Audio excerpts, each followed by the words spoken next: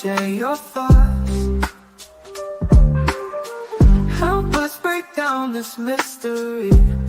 Grab a seat, we guarantee you're in wonderful company, unraveling these mysteries with Mr. and Mrs. E.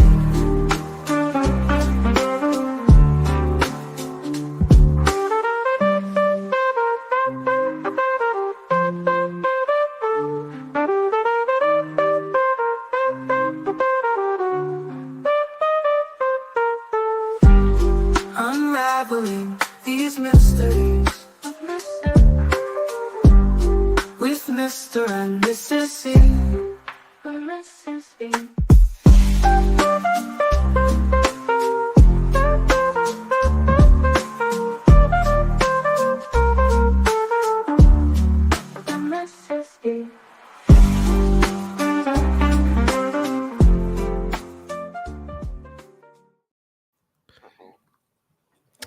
Good evening, everybody. Welcome to the Mr. E Crimecast. I am Mr. E. I'm joined by Mrs. E and our guest, Aunt E. How are you doing, Aunt E?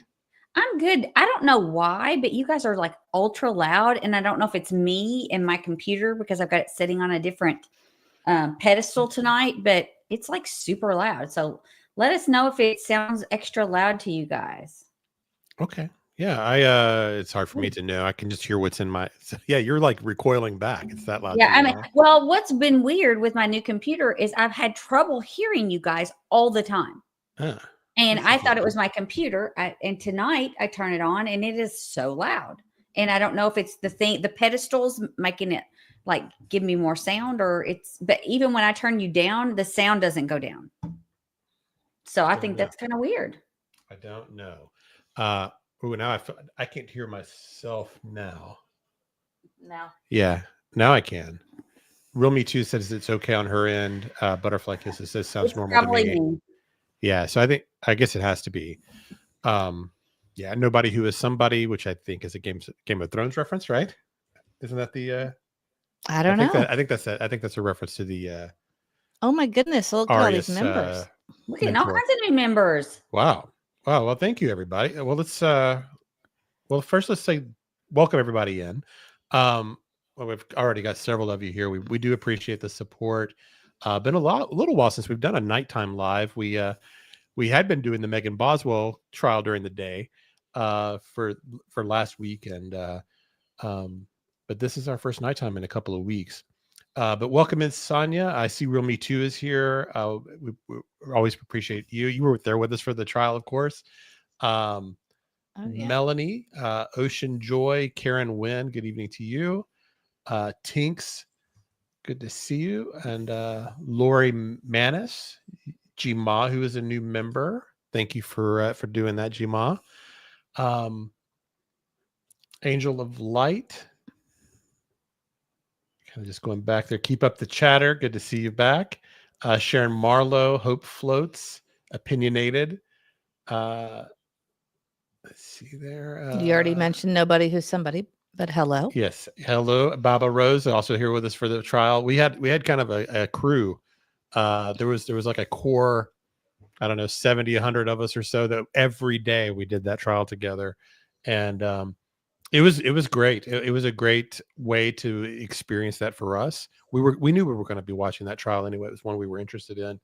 But it was we have so many bright, sharp people that noticed things we would miss, and it was just, we had a lot of great discussions, and it was a really it was a great experience for us to do that all together.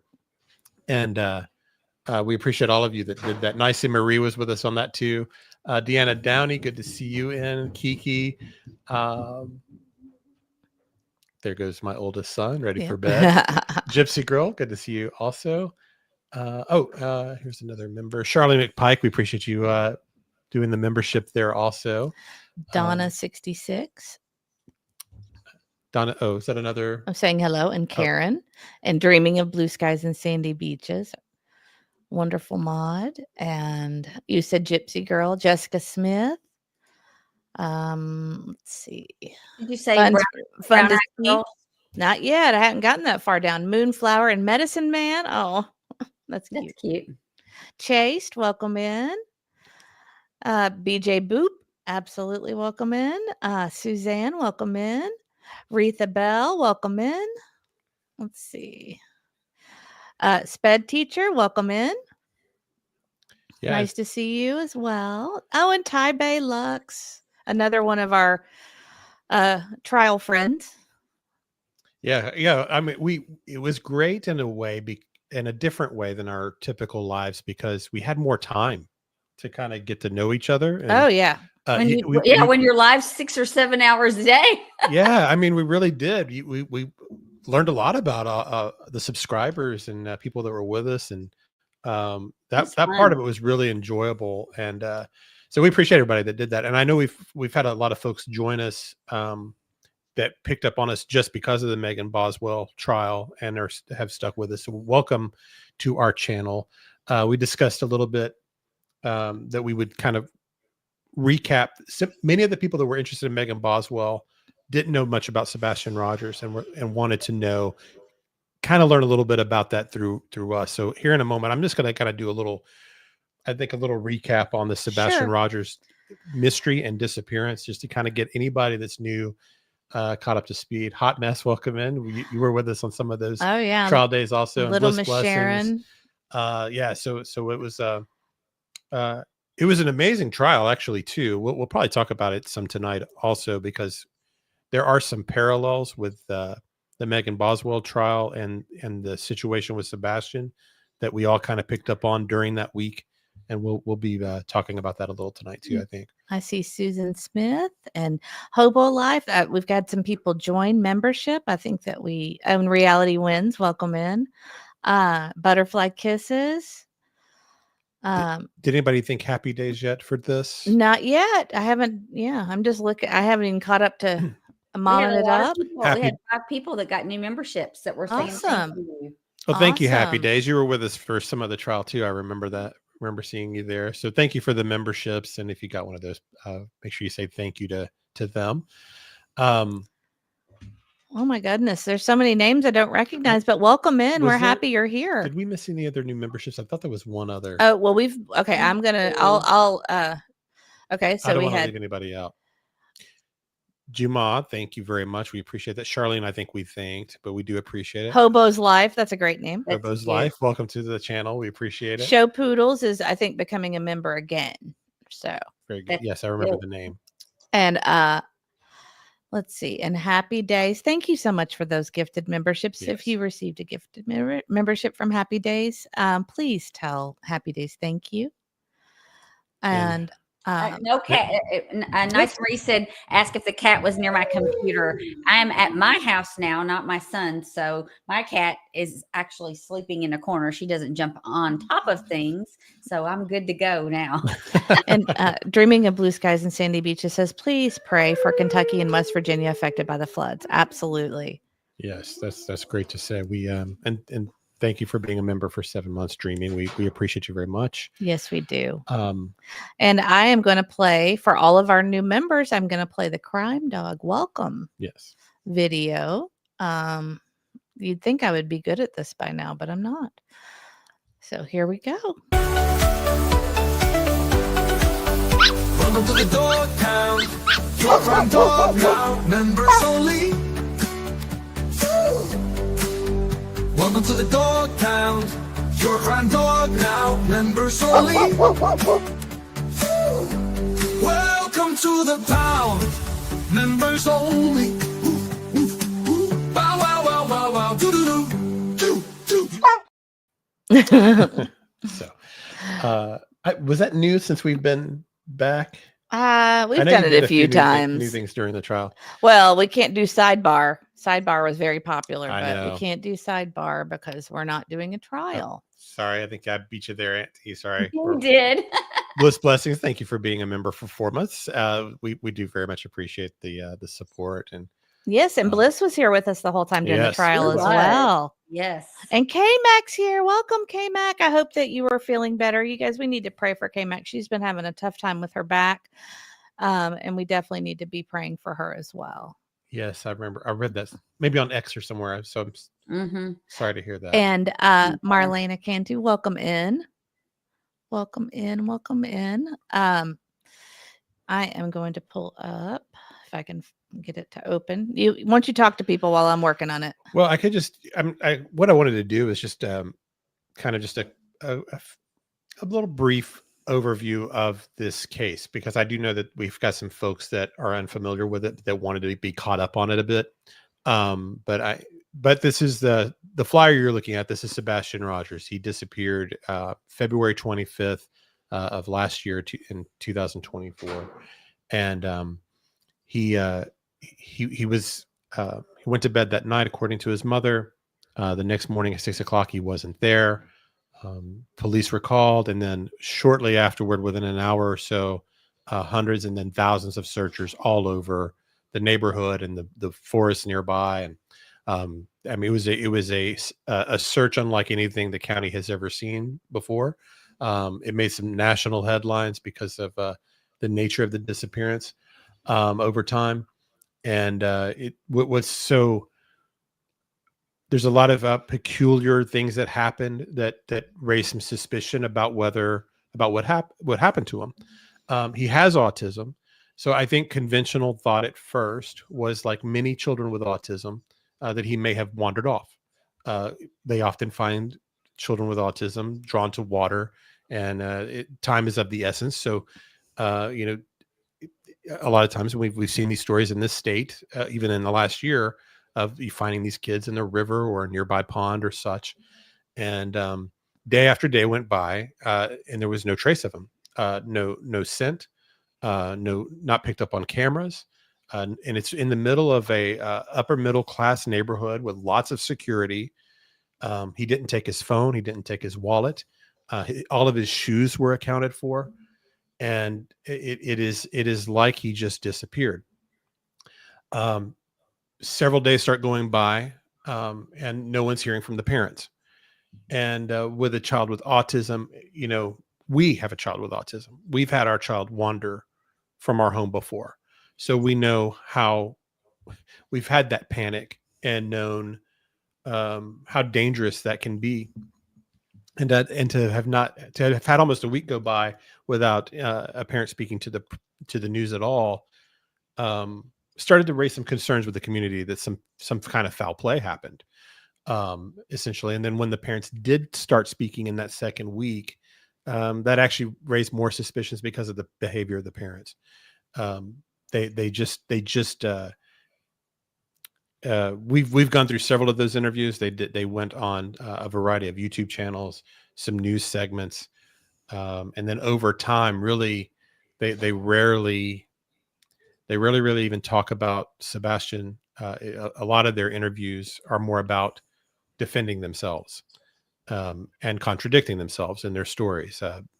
There's just a lot of things that just don't add up and make sense. So that's part of why there's so much interest in the story. It's the autism, it's the mysterious nature of it, it's the difficulty in understanding how this kid could disappear without being caught on camera, why the Dawgs could only follow his trail to the end of the driveway and no further. That's really the essence of the disappearance. Am I kind of leaving any really important details out?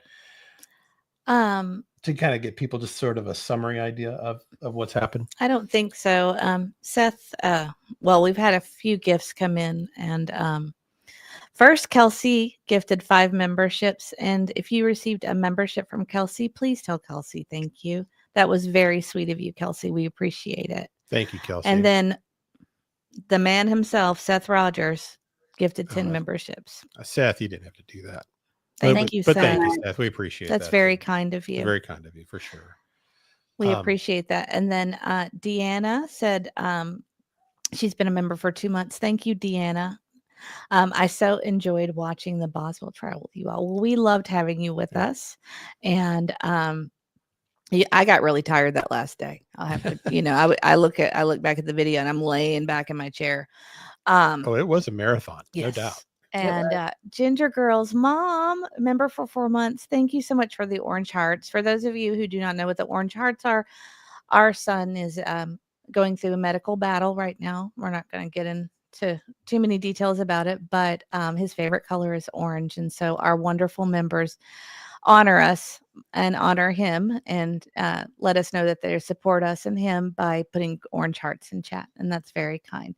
If you see a green heart in chat, that is for Sebastian, because green is his favorite color. So so you'll see green a lot if you follow a lot of these stories on Sebastian. So this is what's up here right now.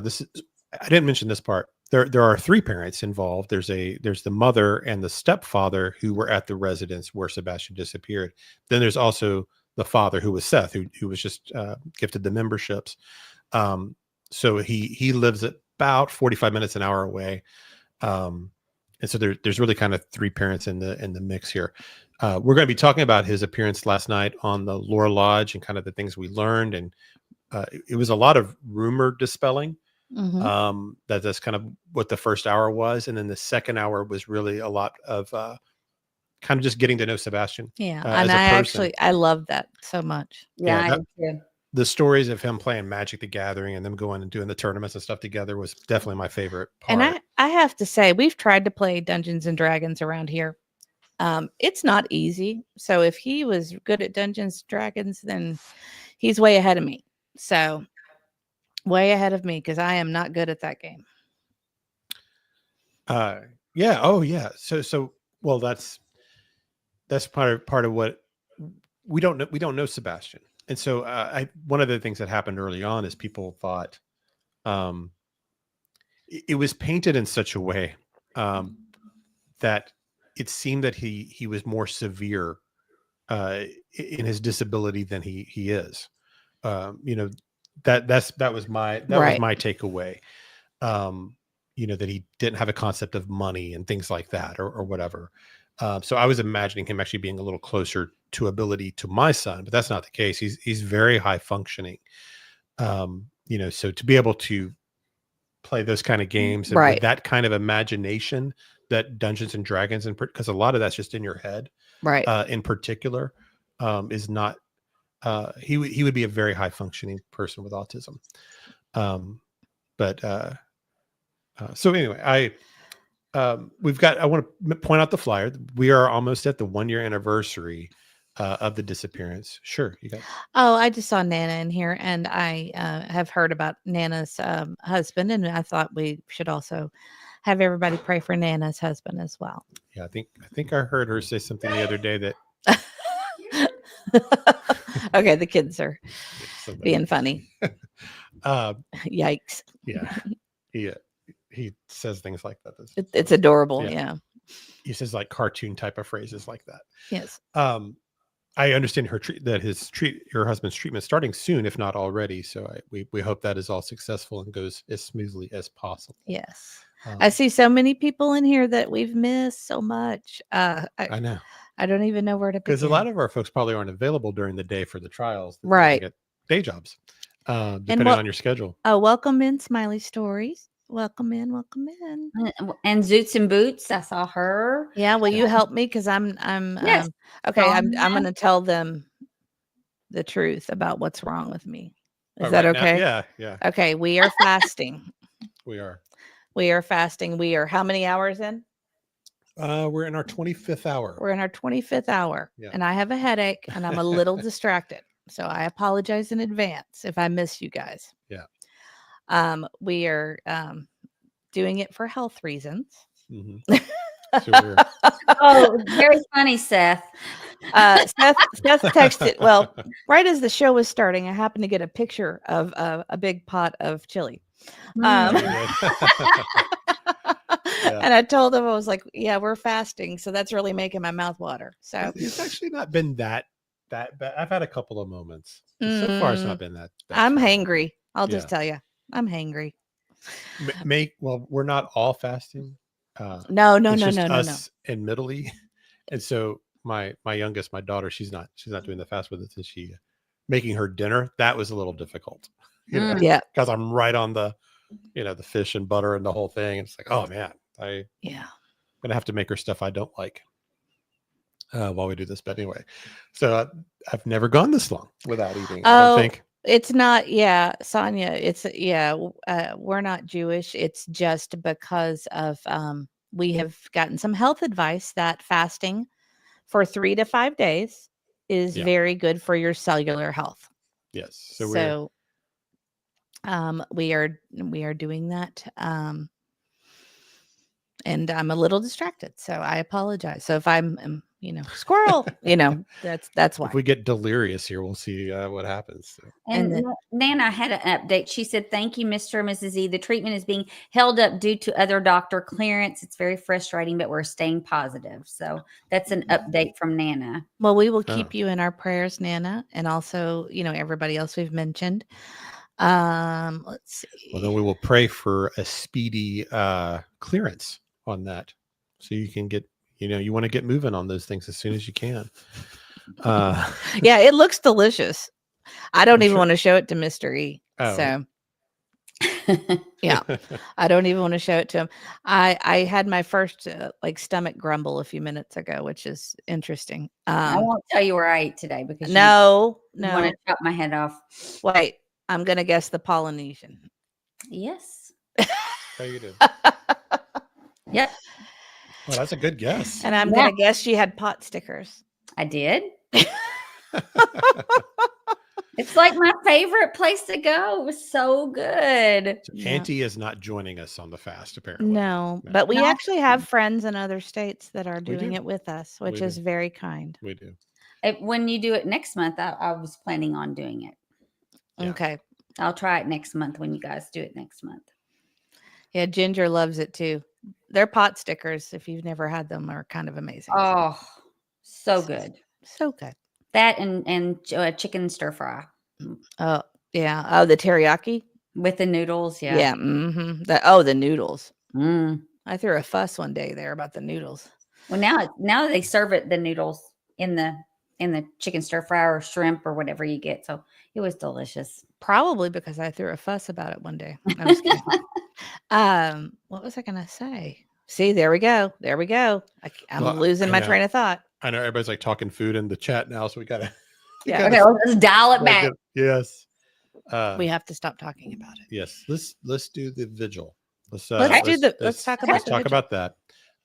So we are on the 1 year anniversary is February 25th. So that weekend, Saturday, March 1st, there will be a candlelight prayer vigil in honor of Sebastian Rogers. Please join us as we ask for prayers and strength for Sebastian Wayne Drake Rogers, his loved ones, and law enforcement in Sumner County. As we move toward the 1 year anniversary, we need all the strength, prayers, and unity we can get. Saturday, March 1st, 2025 at 2 p.m. It'll be at Celebration of Life Church, 768 Forest Retreat Road in Hendersonville, Tennessee. I'm not familiar with that church, but I understand it's near the Costco on that side. I can go look. I just can't picture it in my mind. I think we looked. Didn't we look once? Okay, I'll look. All right. But you go ahead and talk and I'll look. It's just a few miles from where Sebastian lives and or his mother's house at least. And so that's great. If you can be there, that's amazing. I suspect we've been to a couple of vigils. Oh, we've passed by here. Yes, there it is. Oh, yes. Okay, I know. Oh, I do know which one that is. The name wasn't clicking with me. Yeah, you know where this is. Yeah, I do know where that is. So very generous of them to allow that to happen, and that's just a couple of miles from his high school. So the vigils, he's had a great turnout each time. But this will be the first one we've been to that's been in his hometown. Right. We've only been to Clarksville. Yeah. So I would suspect an even bigger turnout of high school kids and stuff like that. People that knew him in the community and people that are just invested in the story for living here. There's a lot of those too that maybe go into Clarksville for vigils. They're not, an option for them or whatever. But and Seth can correct me if I'm wrong, but there's flyers and signs you can pick up to put out as well at those. So. Yeah, when we've gone in the past, there's usually a bunch of flyers, yard signs, things of that nature. The bracelets, Sebastian Strong bracelet, things like that you can, take to give the awareness and all that. And if you go, we're green. If you can. So anything else to say on the vigil? If you can go, be there. We will do our best to be there. And Rita says it's right after the Lazy Boy. And I don't know where the Lazy Boy is. Yeah, I know where it is now that I've seen the picture of it. Yeah, because it's a distinct building. Yeah, it is. I just didn't the name I didn't click. And Wait What says our church had a 7-day no sugar fast before the last month we did the Daniel fast. I admire anybody that can do the fast. It's supposed to be very good for you. Yeah. I've got a few friends that just do it for health, just ongoing health. Detroit says do not watch. Detroit Rock City says do not watch TV. Too many food commercials. Oh, true. Right. Well, that's why I think a lot of people have gone to the intermittent fasting too. That's supposed to be better for your cellular repair for your body. It's supposed to help you slow down your aging. Those are all things that it can do is fasting. Well, that I've done intermittent fasting for a long time. I started after you did. Mm-hmm. And you know that I can't keep my pants often get loose from that. True Crime Junkie says, I hope Sebastian is found soon. This has gone on far too long. You are absolutely right. What we hope is the whole thing just gets canceled, right? Before the first gets here because he's found. And I say, I know I'm redundant on this with these vigils, but I just say it because I just think it's true. And if the vigils are important because there's really two primary reasons why these are a great thing to do. One is it's good for the community to get together in prayer. We all believe in group prayer here. And we believe there's power in that. And then there's also just the awareness factor. Right. Because when you have an event, it's something that a newspaper or a news station can come out. They need visuals for these visual mediums. So it helps to have the group together, to have the father there, to have supporters and volunteers all raise awareness for Sebastian's cause. Because by doing these things, you keep him in the news, you keep people engaged, and you just never know what will break the case. Right. We were just talking about this today, actually. Maybe it was you and me, Auntie. I don't remember who I was talking with. I'm telling you, I'm in the fasting delirium. I'm telling you. I don't know who I said to, but it's like it took us like 10 minutes to find my phone today.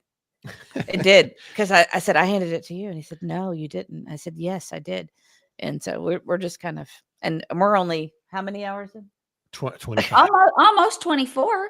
We just 25. Oh, good. Yeah, we had dinner at 6:30 last night, so we're going. Well, you could sleep for the next 2 days, and then you wake up and you're done. Someone suggested that just sleep a lot, just sleep through it, But anyway, so I think I was talking about the Madeline Soto case. Yeah, we were talking about it. Oh, it was you and I. Okay, yeah. So how Stephen Stearns, who's being charged with that crime, what the big evidence in the case was him on the side of the road and somebody driving by, and then it was seeing it on the news later that sparked the memory, and that case may not even be getting prosecuted without having that eyewitness of him at the scene of where Madeline was found. So you just never know. A trucker out there or somebody that doesn't know. I know we all know the story, but if you polled the country, I bet 1 out of 100 people do not know the Sebastian Rogers story. Right. And there might be a person out there that holds a piece to the puzzle, that saw something suspicious, right? Heard a story, heard a rumor that pans out. You just don't know. So that's why you have to keep doing these things and keeping his name out there and just sharing. The path says fasting is a mindset. You're absolutely right. I do agree. He's been saying that all day. It is. And once you get past, like I said, that first, like tomorrow, you probably won't even have hunger. You'll feel empty, but you won't be like have that gnawing hunger. Yeah. It hasn't been too bad for me. It hasn't been too bad for me yet. I haven't had like hunger pains, All right. I see that we have some trolls in chat. So we just bounce them. Yes, just in case you're listening, a troll. If you're going to say rude things, you don't get to stay. Yeah, we don't mess around. No, we don't care. We don't care. We don't care. We don't need your view. Yeah, we don't care. We don't care. That's what we look at it like we like you're coming over to our house. Yeah. If you're rude to us in our home, you get to leave. Get the heck out of here. Yeah. I'm trying to find. We're the Studio 54 of true crime. Now only the cool and beautiful people get in. That's Everybody right. else can just take, can just go. We won't tolerate all that. Is it gone? I didn't Mod see might have it. asked them already. Somebody else might have already gotten rid of them. Yeah. Yeah. Well, I don't care. Just let them go. Seth is teasing us. He's going to send us Uber Eats. He said, I wouldn't want to have the chat going like Lore Lodge last night. That was madness. Yeah. That was madness. And I don't ever see stuff like that because we just boot rude people, nasty people. Oh, here it is. I found it. We don't do that kind of stuff, but man, so I don't see that kind of thing very often because I don't watch those channels either. But it was eye-opening a little bit to read things and see just how it was ugly, how wildly misinformed people are. Hi, Mohawk Mom. They're basing their reality on a total fictions, so that was kind of wild to see. Hello, Tony. Welcome in. Hi, Tony. Appreciate you being here. Yeah. Wildly misinformed. Oh, it's unbelievable the things that people believe.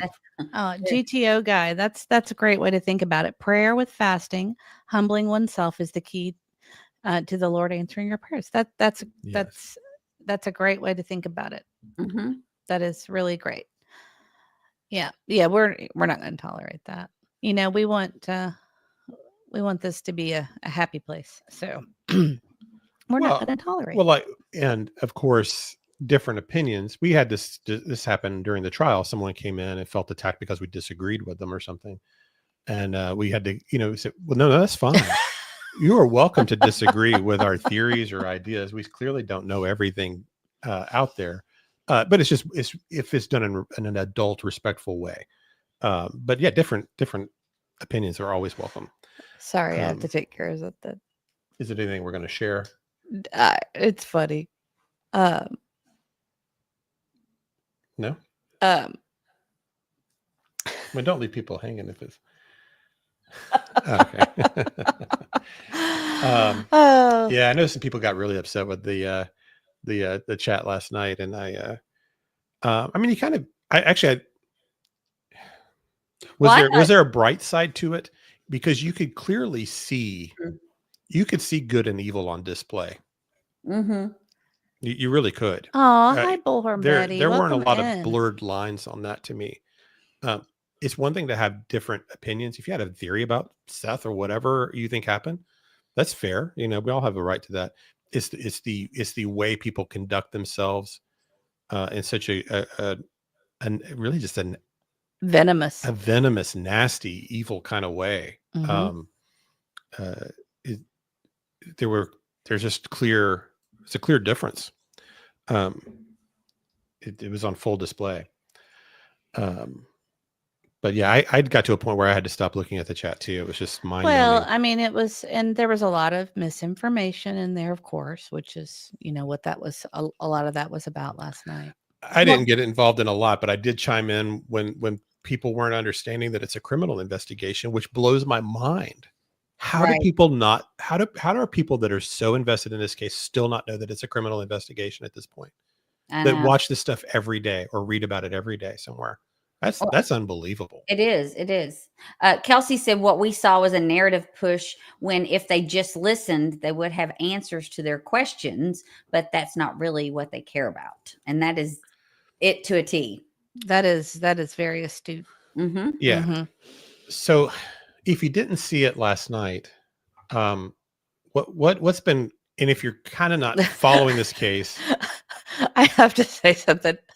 C. Taylor kept repeating this last night in chat. And it was cracking me up. Yeah. I loved it. I did see that. Loved it. Very funny. Over and over. Yes. Oh, it was great. It was great.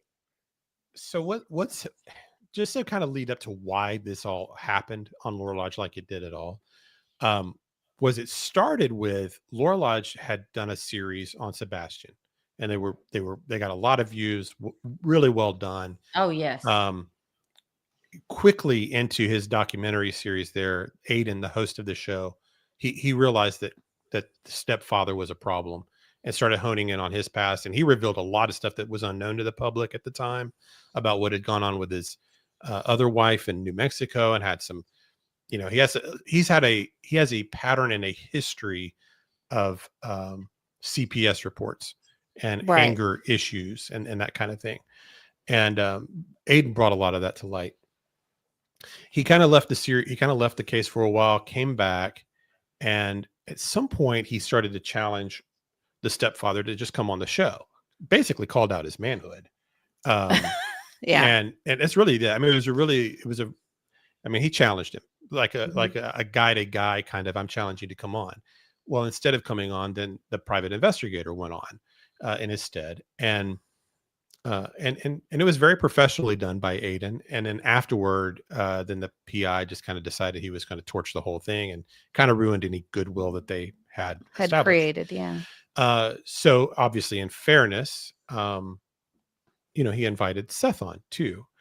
Seth, of course, took the challenge and came on and answered a variety of difficult questions.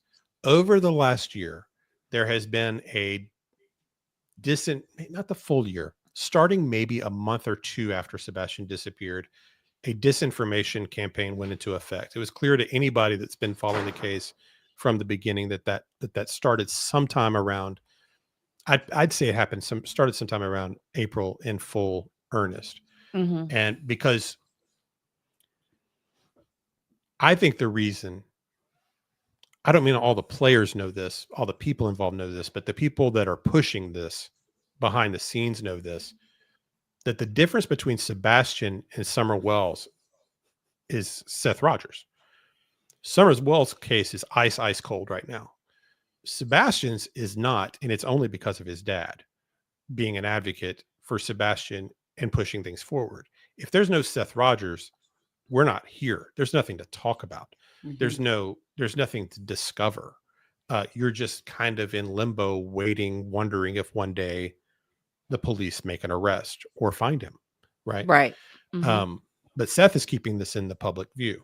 So I think whoever's actually responsible for Sebastian's disappearance is working behind the scenes to discredit and smear Seth as much as possible, to make him radioactive to people like us, news stations, Aiden on Laura Lodge, whoever, anybody that wants to cover the case.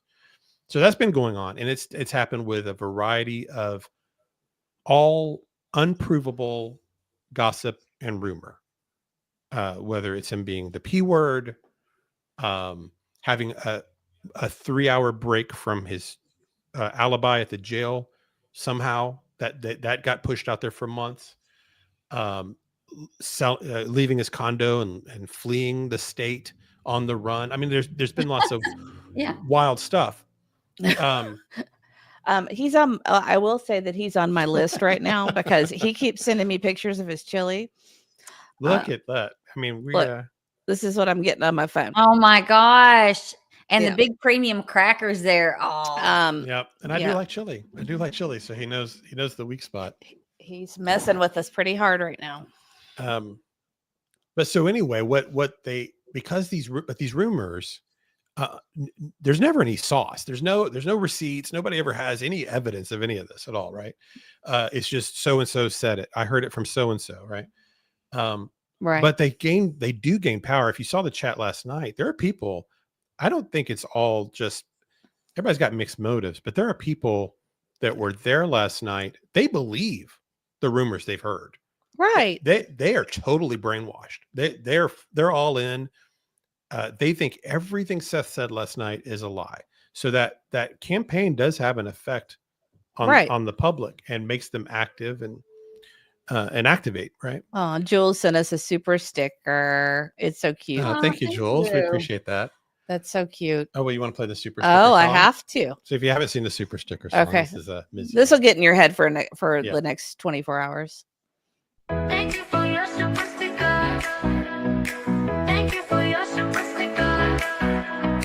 Thank you for your super sticker. Thank you for your super sticker. Thank you for your super sticker. Thank you for your super sticker. Thank you for your super sticker. Thank you for your super sticker. Thank you for your super sticker. We just love that. I want to highlight a couple of folks here. I was Tennessee ready Nurse. to click on that one. Yeah. Tennessee Nurse says, I allowed it all to completely consume me the rest of the night. I was in the worst mood and didn't go to sleep until 3 a.m. I kept praying for my evil thoughts to go away. I was on fire. Yeah, I understand. And then Women's Warrior had one too that said, I also feel like it was to affect his mental health so badly that he will stop trying to find him or worse. I think that they want him to let it go, but no genuine parents could no matter what. Right. Yeah. We've had that theory for a bit also that one thing nobody could have anticipated, or no, one thing they did that was not anticipated was that Seth would not give up. Right. That he would not stop. Yeah. And some people, some people would. Some people do collapse under adversity, and Seth is not. He's still doing this. And just think of what it's like to go out there and have to go back through 20 years of history, of things that really don't have anything to do with Sebastian at all. It had to have been kind of frustrating. Mm-hmm. Yes, that says they are sad excuses for humanity. And the path says this is good. Light always wins over dark. Yeah. There's a part of me that I hated that he had to do it, but he kind of had to do it. It had gained so much power that the only way to combat lies sometimes is to just come out and just tell the truth. And hopefully he only has to do that kind of interview like that one time. It was pretty thorough. We've watched a lot of Seth interviews. It was one of the best ones I've seen. Mm-hmm. Oh, yes.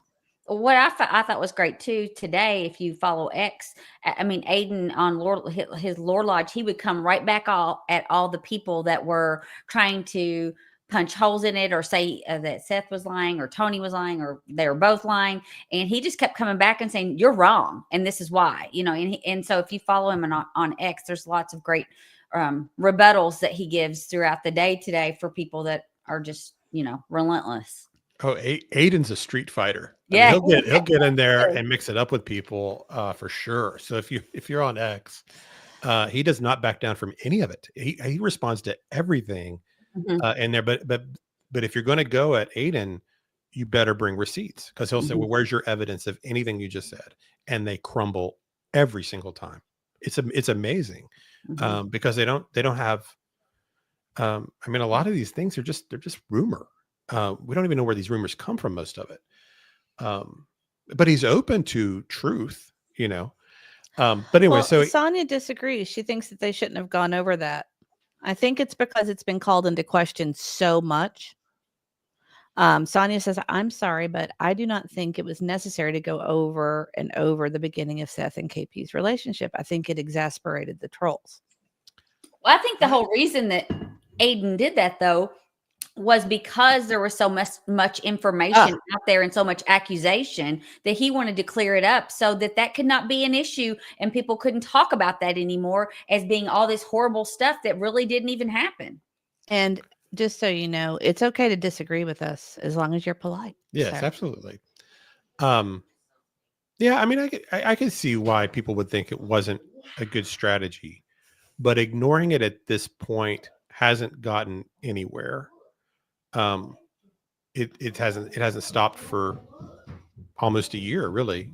Yeah, and you can see in the chat, there's people that believe these rumors. Look how and beautiful Zoots and Boots is. Sorry.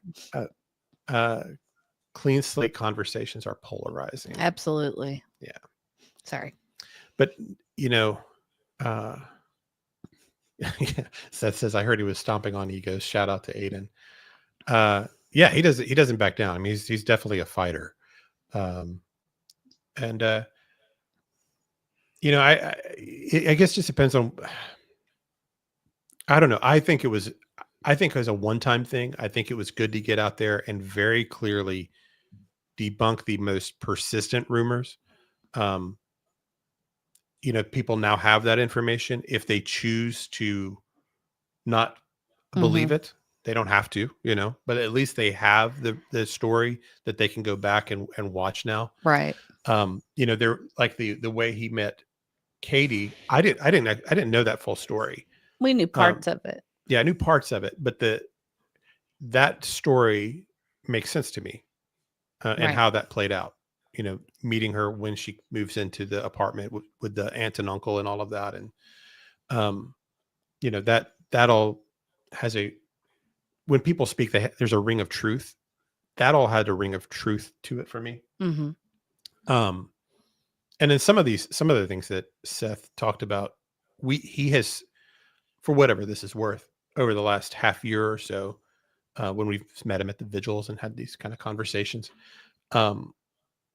these stories have not changed. No, they haven't. Things he said 6 months ago to us privately are the same things he was saying last night. We haven't come on to our show because we wouldn't do that to tell those things, but you know, like his charity, we had kept that to ourselves. We knew since October. it was a 6 month. He told us about. Oh, okay. Oh, okay. It was. You're right. Yeah, and we kept that to ourselves, and we knew what it was about, but that was kind of private for him. It was his deal, and so we weren't going to. Yeah, it's not our business. You know, but the way he described that is exactly what he told us almost a half year ago now. Like almost verbatim. Yeah. So all I can say about that is his things he's told us over the last half year that we've known him haven't changed from what he revealed last night. Right. You know, we didn't know everything he said last night. He hadn't told us all those stories, but some of these things that. Yeah. But anyway, it's not those are not our things to tell. They're not, right. You don't ever want people in conversation wondering if they're about to become content on your YouTube show. Oh, stars. So you don't want to do that to people. So unless people in person are saying, hey, yeah, you can tell this on your pocket. We just keep it to ourselves. We consider all that off the record, you know? Yeah. But at least some of these people, there will be cracks in the armor. There are some, it won't be all of them. It won't even be close to like half of them, but there will be some people last night that heard Seth and they'll start to wonder. And that's how you break programming on people, is you make them just start to ask questions like, oh, well, got a puppy, you know, that story actually makes a lot of sense about his charity. He's, you know, or where they start going, you know what? That's the same person that was trying to tell me that Seth got a 3-hour break from the jail to go kidnap Sebastian in the middle of the night. That's how it happens. They start to ask questions. As long as you present the truth and continue to present truth. And you're consistent in that truth.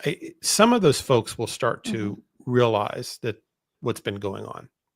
Not most of them, but some will. Yeah. I'm hopeful. You are hopeful. Like I saw a lot of ugliness. And you know, I didn't want to engage in it, but some of it was just so blatantly wrong. I couldn't help myself. So I'm sure you guys felt that way as well. But it was like a battle. But it is meant to be distracting. So probably in the future, what I'm going to do is not look at chat at all. And I'm just going to pay attention to the show because it was distracting. And I won't do that again. Oh, Rachel W. Thank you so much. Rachel W. gifted a membership. Thank you, Ray. Oh, sorry. I was just saying thank you. If you received your membership from Rachel, please tell her thank you. That was so kind of you. And then also, let's see, Sharon gave us, did she give us a super chat? Evil will always be exposed, and no matter how long it takes, evil will always eat itself in the end. That's very astute as well. Yeah. You guys are smarties. That's why we love you guys. You're so smart. And thank you so much for your super chat. And for that, you get the super chat song. Yeah. What? You're going to do it? I'm trying. Oh, okay. Or I thought you were going to say something, so I stopped. Thank you for the super chat. Thank you for the super chat. Thank you for the super chat. Thank you for the super chat. Thank you for the super chat. Thank you for the super chat. Thank you for the super chat. Thank you for the super chat.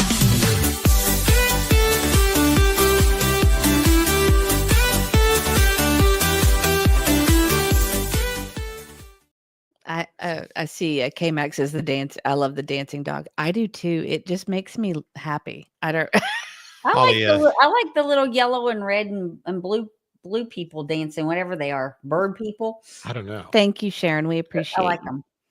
I just want to read this. Holly said, I read this happen in other cases. The parents attacked. That's crazy to me. I know. And I just saw Rubicon in here. Hi, Rubicon. Oh, Brandy and Indy. Look at the with the dabbing.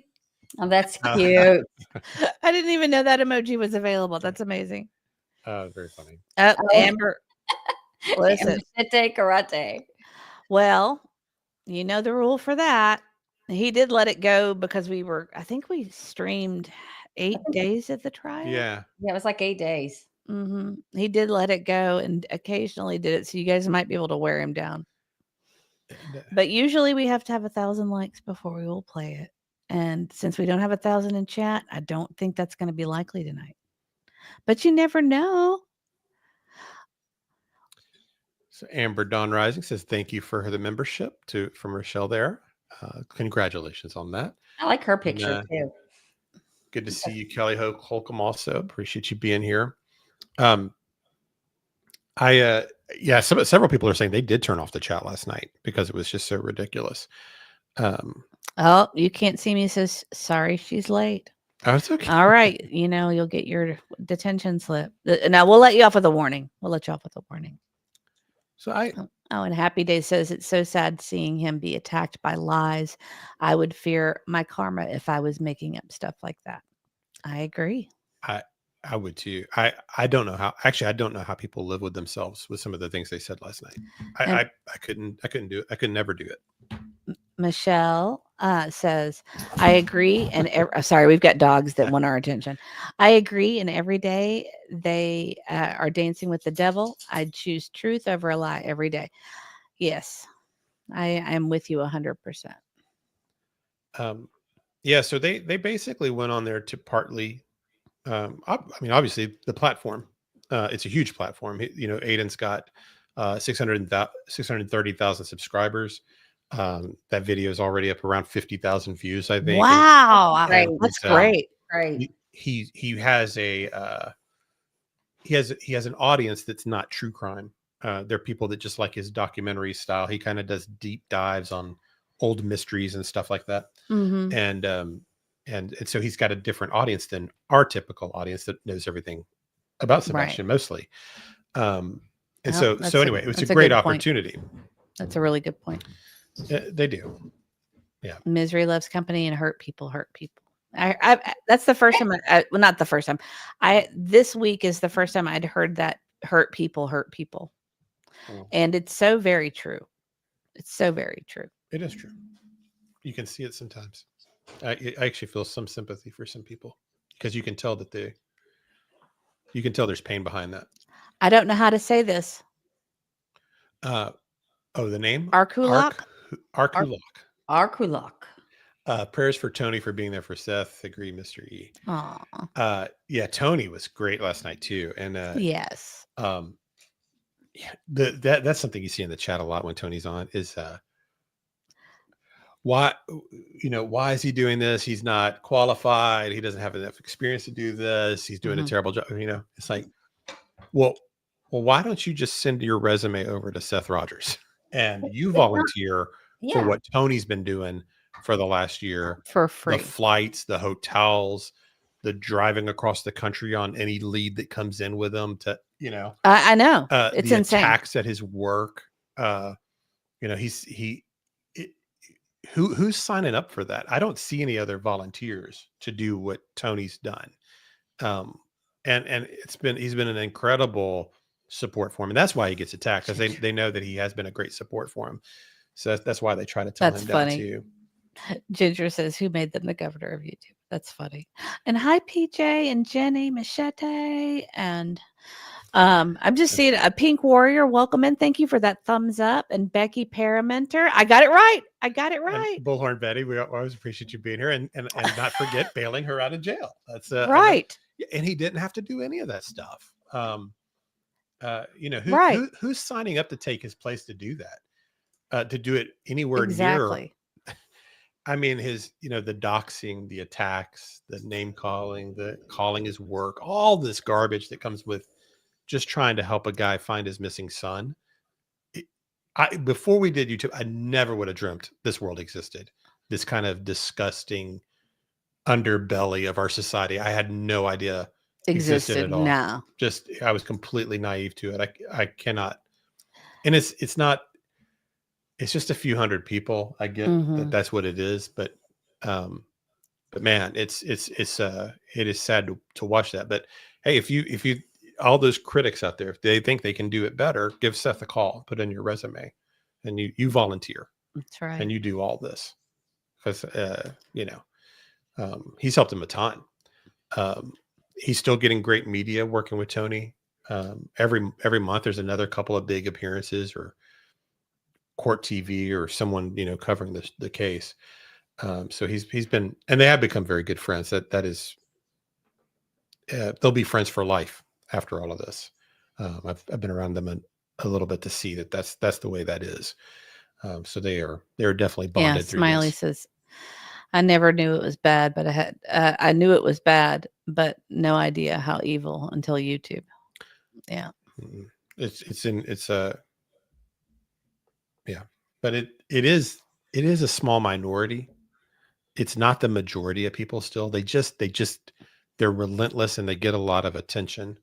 But yeah, I agree. Shannon Pisces 77 says, I'm so glad Seth has a great friend like Tony. I think that they are together forever. Oh, so yeah. They'll be friends for life after all. I think it's kind of ironic that they grew up very near to where each right. other, all that. It's just it's a neat story, and I think they bonded a lot over all that stuff from being younger too, and going to the same areas and same restaurants. I mean, that's kind of neat. And just think how God brings people together in strange ways, and I think this is just one excellent example of that. Perfectly imperfect boy mom is gorgeous too, by the way. You want to read her comment? Sure. She says they get stuck in their own perspectives, dismissing alternative viewpoints or failing to acknowledge complexities. That's absolutely true. My favorite that I would hear is somebody just go, "Oh, this is all lies. Oh, this is lies. Oh, he's full of lies." If you want to be persuasive to someone like me, I don't need the conclusion. I don't care. You need the evidence. I need you to tell me where the lie happened. Yeah. These broad, everything's lies. That kind of brainwashing does nothing for me. I need evidence. I need receipts. I need some kind of thoughtful explanation, not just lies. You just see it over and over. I wanted to tell you that KMAC says, I am kind of like that. I trust until I'm given a reason not to trust, then I'm done. So I just wanted to let you know to watch out with KMAC. Well, I'm just kidding. No, I'm just kidding. I don't know if you saw this last night, KMAC, but I saw you in the chat. And so I was saying hi to you, and I was saying something like "hi, friend" or something like that, and I accidentally typed in "fiend" instead of "friend." I was like, "Oh no, I'm going to hurt KMAC's feelings, and she's going to think, what did I do?" And I deleted it as soon as I could and retyped it. But yeah, Grammy H is divine intervention. I agree with that. And Melissa Brown, I'm 30 minutes from where Seth and Tony grew up. That's cute. That's cool. And Gypsy, beautiful Gypsy's here. Welcome in. Tony made some great points last night too. Oh, I know. Can you please read this? This is sure. Mohawk Mom says, also, heaven forbid Tony and his wife invite Seth to their home for Christmas. Well, sure is better than being alone, not knowing where your son is, in my opinion. Right. Yeah. That's Yeah. But I mean, it's great. You know, he's. Mr. E, you sound like a crime writer. Do I? Do I? I don't Crime know. writer. I don't know what I said to make me sound like that. I guess that's a good thing, I guess, right? Kelly the OG said I kept typing Sebastian's name in all caps with green hearts, making sure people knew exactly what it was about. Well, I hope you didn't get timed out because a lot of people got timed out for that. Yeah, they asked him not to do that because I don't know. I guess it slows down the chat, but chat was insane. There was no keeping up with chat last night anyway. Whether or not there were screen hearts or not, it was crazy. It was going so fast. It was. I understand what they were trying to do. Mm-hmm. But what you ended up having was just tons of people just saying, "Don't type green hearts in the." Right. So it was super fast anyway. I don't know that helped, and most people don't go in and read all the comments about it, and so NHGG says hello, and hello NHGG. We're happy you're here. Yeah, good to see you too. All right. Yeah, Brenda, it's funny you say that. Brenda says, I was disappointed at the end when Aiden still thinks Sebastian may have walked or ran out of the house. Yes, I kind of felt the same way. But I kind of understood where he was coming from with the comments, though. No, I agree. No, I agree with that. But what I mean is that I guess it's kind of like, do you want to describe what happened the other day when we had somebody come in and like day 7 of the trial when we were doing Megan Boswell? Good grief. Yeah, so we were almost at the end of the trial. And I mean, like I said, it was like 70 to 100 of us, pretty steady every day. It was the same group. We were all watching. I mean, all of us together. I mean, just day in and day out, we were all here. And a lady, and so you'll all remember this. A lady comes in, and if she's here, no hard feelings at all. You're welcome to be here. But she came in. I've never seen the name before. And it was like day 7. Yeah, it was day 7, and she starts throwing out all these things as fact that we all knew were not true because they'd already been found not true through the trial. But there's a boyfriend named Hunter that was people suspected being involved, but we watching the trial had already seen him become exonerated through his texts. We know for an absolute fact he's innocent, and we know that because we watched the trial. But she came in saying, "Oh, I think the boyfriend had something," and so people were frustrated. They went back and forth, and this lady did not back down at all. And she was like, "Well, but I saw it on the news 4 years ago or whatever." And it was kind of one of those things where it's like, this is what you're trying to get at. Yes. Sometimes people will walk into a room full of people that have knowledge and not know anything, but still speak with such confidence and knowledge. And they're I don't mean that about Aiden exactly.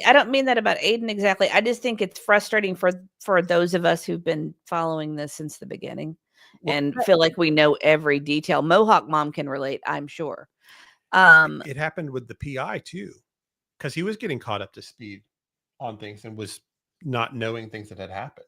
That's true. Because because when you've been here the whole time, when you've been following this case from day 1, day after day, waking up to see if there's an update. And when people come in kind of, at this point, there's just a learning curve, I don't know. But anyway, so Aiden doesn't know everything that we've seen play out the way it's played out. Right. Is what you're saying. Right. And he knows details about stuff and he's done deep dives on certain aspects of it. But, we've all sit there. I mean, I'm sure most people in this chat have sat there and watched that flashlight video about 100 times or, you know what I mean? But he really didn't get into some of the other things that we've seen. And he kind of stuck to the things that he could research and prove. And so I think that's why that's what I was going to say. That was my next point. Yes. If he can't prove it, then he's not going to talk about it. Right. I agree. He's brilliant. I don't mean it as a slight. It's just no, not at all. We love Lore Lodge. Yeah, no. Very smart kid or man. Everybody's a kid to you. Yeah. Anybody younger than me is a kid. Yeah. But he's a very bright, smart guy. It's just and it took us all a while to get to the place where we know he's not a runaway too, really. And I think part of it's we all want to be optimistic. So we want to kind of cling to every best possible outcome, and one of those is him being a runaway. So I think we've all tried to, like, is there any possible way he evaded the cameras, or that there's an explanation for the dogs not tracking his scent past his yard, the behavior of you try to come up with like kind of, and then you get to the place where you realize it's a criminal investigation, and it's got an active detective every day, even a year into the case, and you don't do that for a runaway teen. That's true. You don't do that. So they know that we don't know what law enforcement knows, but we know they know it's a crime, and not him just getting lost in the woods. I wish it were him just meeting some friend and running away, but he's either been abducted or he's not with us, and that was frustrating you as well. Yeah, that frustrates me every time, especially since it's been acknowledged as a criminal investigation by Sumner County. Right. Perfectly Imperfect Boy Mom says that's just proof that just because the public knows certain things doesn't mean that's the whole truth. Right. The whole truth will not come to light until there's a trial. Exactly. And then I'm certain there are things we believe are true today that we will be shocked about. Shocked if this ever goes to trial. There will be things that we will not anticipate. And Gypsy says, I felt like that when I first got into this case. I came in around month 2, and I was very far behind in information. We didn't start a channel till May, and then but we were following it every single day from the moment it happened, basically. Black Hawk, it's nice to see you. Aiden is smart and getting smarter by the day. Absolutely. And hi, Robini. I saw you sneak in. And Cece says, I'm on the weight loss shot and I go days without eating. Ugh. Did you see the comment that I had up before? Amber says at Mystery Crimecast, it frustrates me that it took them almost a year to fix the date on the missing poster. I thought that Betty talked about that today in one of her lives that she had, and I thought that very same thing. It's just very frustrating that it took them that long to say, okay, this is the last time he was seen outside of the home. This is the last date, and it took them all this time to correct that on the poster. And I do wonder what the reason for that is. And Tony had something to say. Tony Mathis says, our mod, Tony Mathis. Our new moderator, Tony Mathis. Tony Mathis says Aiden has got stones, no doubt about that, and he's fact-based. Congratulations, Tony. I think there have been so many. I'm modding some people that when I know it's them, because there were a lot of fake things last night. Lots of fakes going around. No, it's a smart thing to do. Yeah, I was just kidding with Tony. Yeah. He is fact-based, and this is one of the things that here's another propaganda brainwashing kind of thing that people do. Hold that for 1 second. Daily Tab says, Seth, I just wanted to let you know that Florida has flyers in Fort Pierce. Oh, that's good to know. Good. And this is hysterical. Just real quick. At the end of the show, Courtney Morris says at the end of the show, he says he thinks Chris is guilty. I know. I love that part. That was good. That was really good. It was funny. It was funny because he had been kind of so neutral throughout, like as far as like not stating a strong opinion about it, and then he just says that. It was pretty funny. Yes, there was a fake Marlena in chat. I'm sorry. Go ahead. I didn't realize it. Oh, man, not in our chat. No. In the one last night. Mm-hmm. And Rhonda, thanks for dropping in tonight. She said she has to go. Oh, well, thank you, Rhonda. Was it Rock and Rhonda? No, it was Rhonda West. Oh, thank you, Rhonda. Welcome.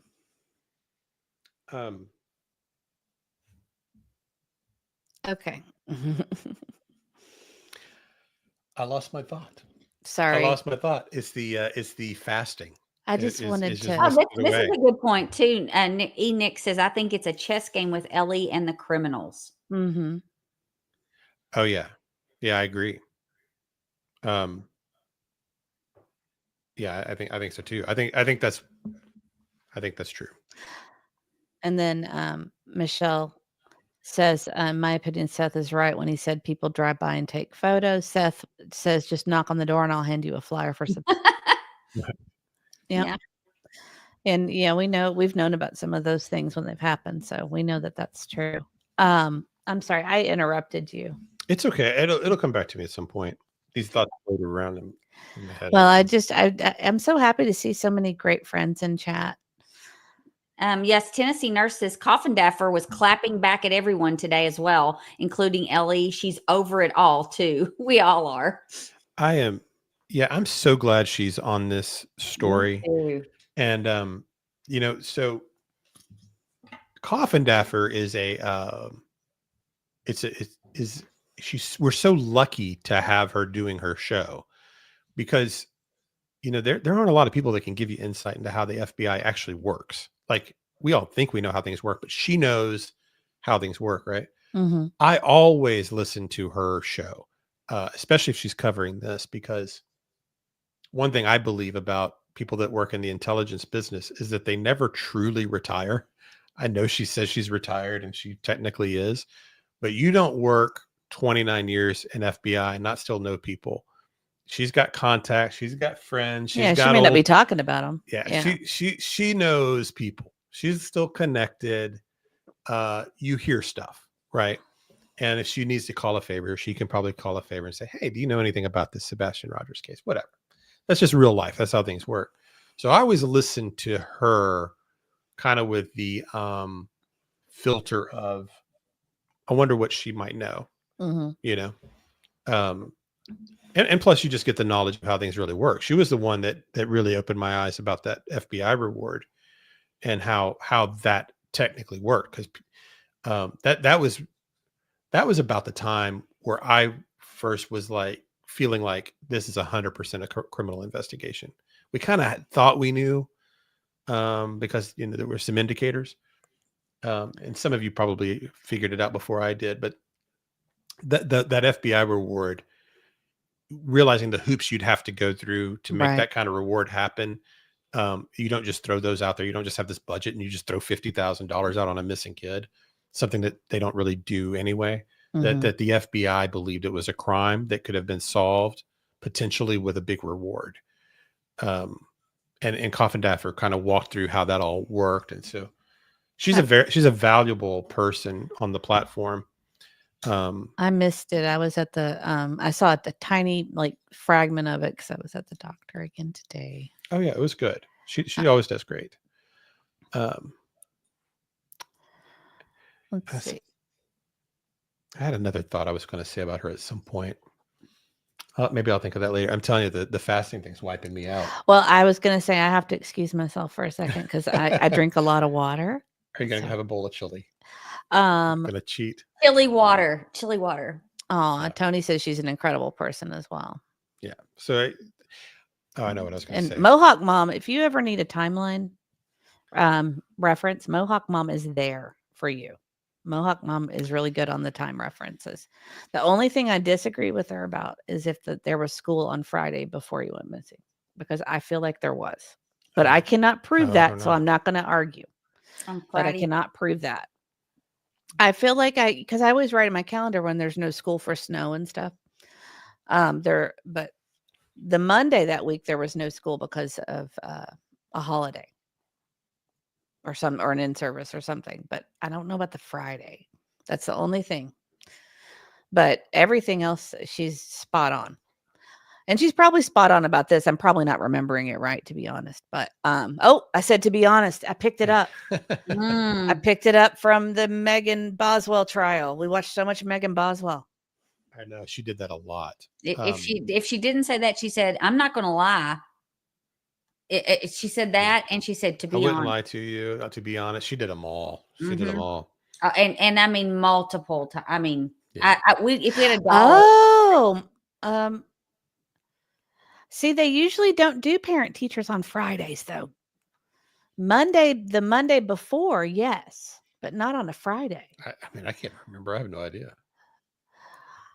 All right, it's going to drive me nuts. I'll have to find out, but. I love you, and I think you're amazing, and I love that. That's the only thing I disagree about. So, but that's okay to disagree. It's okay to disagree. I might be wrong. I have wondered, and I'm probably jinxing it, but I have wondered because they knew about that reward before the 6-month anniversary and timed it to announce it on that day, because they could have announced it a few days earlier, from what we understood later. But they did it on the anniversary, and then on Sebastian's birthday is when they decided to bring Seth back in and start talking to him again. It was on Sebastian's birthday when they did that. So sometimes people kind of have a sense of anniversaries and dates or whatever. I have wondered if they are building a circumstantial case, if it will happen the 25th or 26th. I've wondered if that's been almost like the plan. I'm probably not. I think you're being optimistic. I might be. I do think they're building the circumstantial case. When it happens, I don't know. Which actually, that would take me back to Megan Boswell a little bit. If you followed us on that, one thing we discovered, or kind of throughout, is you can bring a successful prosecution against someone without having all the answers. Because Megan Boswell, there were some gaps. There was a lot of stuff they didn't know. Mm-hmm. And they brought a successful prosecution against her and put her away for at least 51 years. Maybe more, just depending on the judge's decision here in a couple of months. Mm-hmm. But there was a lot they were lacking. They don't really know the day that the baby passed away. They still don't. Mm-mm. They don't know if she died before she was placed in the trash can or That's after. their belief. Mm-hmm. But they don't really know, and they weren't able to prove it. They're not positive about the motive. They don't know if the baby, where it Mm-hmm. happened. They don't know where it occurred. They don't have an eyewitness of the killing. They don't have a confession. They basically did it off of her statements in the media, some fingerprints on the trash can, Mm-hmm. and her behavior afterward largely did her in. They didn't use geo-tracking. They didn't track her phone. She had swapped phones with people, so I think that's probably why. But they got a successful prosecution, and the way the prosecutor, if you didn't watch that case, one of the analogies they used was, with this case, you got to think of it like Wheel of Fortune. You've got enough letters to see the phrase, but you're not going to have every single letter in place. And so I've thought about that with Sebastian. I think they can bring I think they could successfully bring a circumstantial case here, even if they don't know exactly where Sebastian is. And I'm going to go kind of bright side here too. I know basically he's alive or he isn't. We don't know what the truth is, right? But I've thought of it like this. You can do a circumstantial case, first degree, whatever you want to do, and with the assumption that he's passed away or he's no longer with us. And if you did that against the right people, if he actually is alive, he will magically suddenly appear. He'll suddenly be found and released from wherever he is, right? Mm-hmm. So in that way, and not that that's a strategy exactly, but it's just the reality. If that's what law enforcement's thinking on this case, that he's not with us anymore, if they're wrong and he is alive, then they would free him, right? Tony's dropping bombshells. Oh, wow. Is he? See, we were complaining in chat last night that it had been 270 days since we'd heard from her. Wow. So Katie did an interview with Fox 17 yesterday. Well, that's wonderful that she did that. That's good. wonderful. I'll look forward to it. I wonder which reporter that would be. Has it already been put out? I don't know. It's the first we've heard it. I pulled up the Sumner County school calendar for 23-24, and on February 23rd there was school. I know. There wasn't Monday though, right? And the Monday prior, the 19th, was President's Day, and it was called Principal's Discretion Day, so they could have used it if they needed to. But that was on the 19th of February, and it says Principal's Discretion, PL Day, President's Day, no students. So there was school on the 23rd, though. Well, the only thing I was wondering about is if it could have potentially been a snow day, but it was such a warm weekend, I didn't know. Real Me Too says he did. That's the only thing I've disagreed. I was kind of trying to make light of it, that we can disagree about timeline stuff and still be friendly. But I kind of was just kind of making light of that. But I will if Tony knows when it's going to air, that would be great to know. I would, I'm sure all of us would love to watch it. So, and I'm really happy she did it. I'm really happy she did an interview. Yeah, that's great. I'm really happy. I'm happy she's out there advocating for her son. That's great. I wonder if it's going to be saved for the anniversary. Maybe that's like because they can hold them for you know what I mean? Because it's coming up in a week. Maybe that's the idea. Susan said everybody kept arguing with her about the weather. It was unseasonably warm during the day, but it did drop down very cold at night. And I remember thinking, this is unseasonably warm. This is wonderful, because I hate Middle Tennessee weather. And so I remember specifically thinking, this is a nice warm day. But it does get down there. Did get down there that night. So I think that's well, and if you'll think about the Riley Strain case, he was out walking. He didn't really have a coat on. He just had sleeve shirt. Yeah, I mean, he was walking around with jeans and boots and a hat and whatever. And it really wasn't like bitter cold or anything like that at that time. It was kind of unseasonably warm, as I remember watching that every day as well and watching the videos and stuff. Rosebud, welcome in. It's nice to see you. And I see Robin. I just see so many wonderful people. I'm so happy you guys are all here. Yeah, good to see you, Rosebud. I'm not sure I understand it. So you were intrigued with the timeline of the calls made to him about Sebastian's behavior in the CPS report timelines, wondering if there's a connection that would be relevant. Yeah, it would. I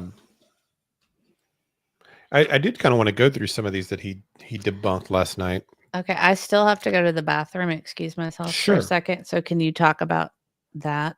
Do you want to just leave this up, or are you going to use the? Oh, I was just going to use my notes here. Well, just use your notes then. That's fine. Hi, Karen. Welcome in. And this is kind of an interesting situation that Seth and Tony found themselves in, right? Like they get accused. I mean, they get accused of things that are based on gossip and rumor. There's no evidence. There's no. Did we disappear? Oh, okay, we're good. No, I made a mistake. I meant to stop my camera. Gotcha. Sorry. So they get accused of whatever they're accused of. You know, these different rumors about Seth giving money to the girlfriend to pay her mortgage, or I've got some written down here. The CPS reports and all these different things that he had to go out there and debunk last night. No, they do this without any evidence at all, just because somebody said it. But so it puts you in a position for them where you can't prove a negative, right?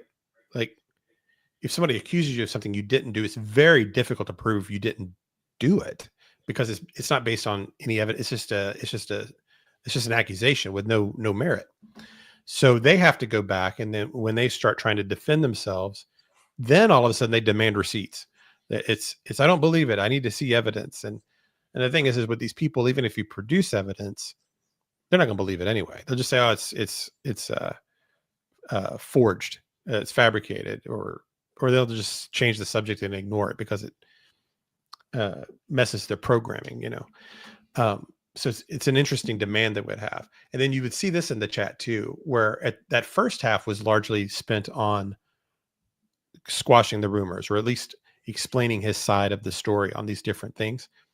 And during the chat, that group of people, the trolls or whatever you want to call them, are understanding, well, let's make this about Sebastian. Why are we talking about this? Let's talk about Sebastian. Mm-hmm. Then the last half of the Laurel Lodge was largely about Sebastian, you know, things he liked, games they played together, stuff like that. And then it became, oh, this is boring. Why don't you start asking tough questions, you know? So there was no pleasing that group. There was nothing.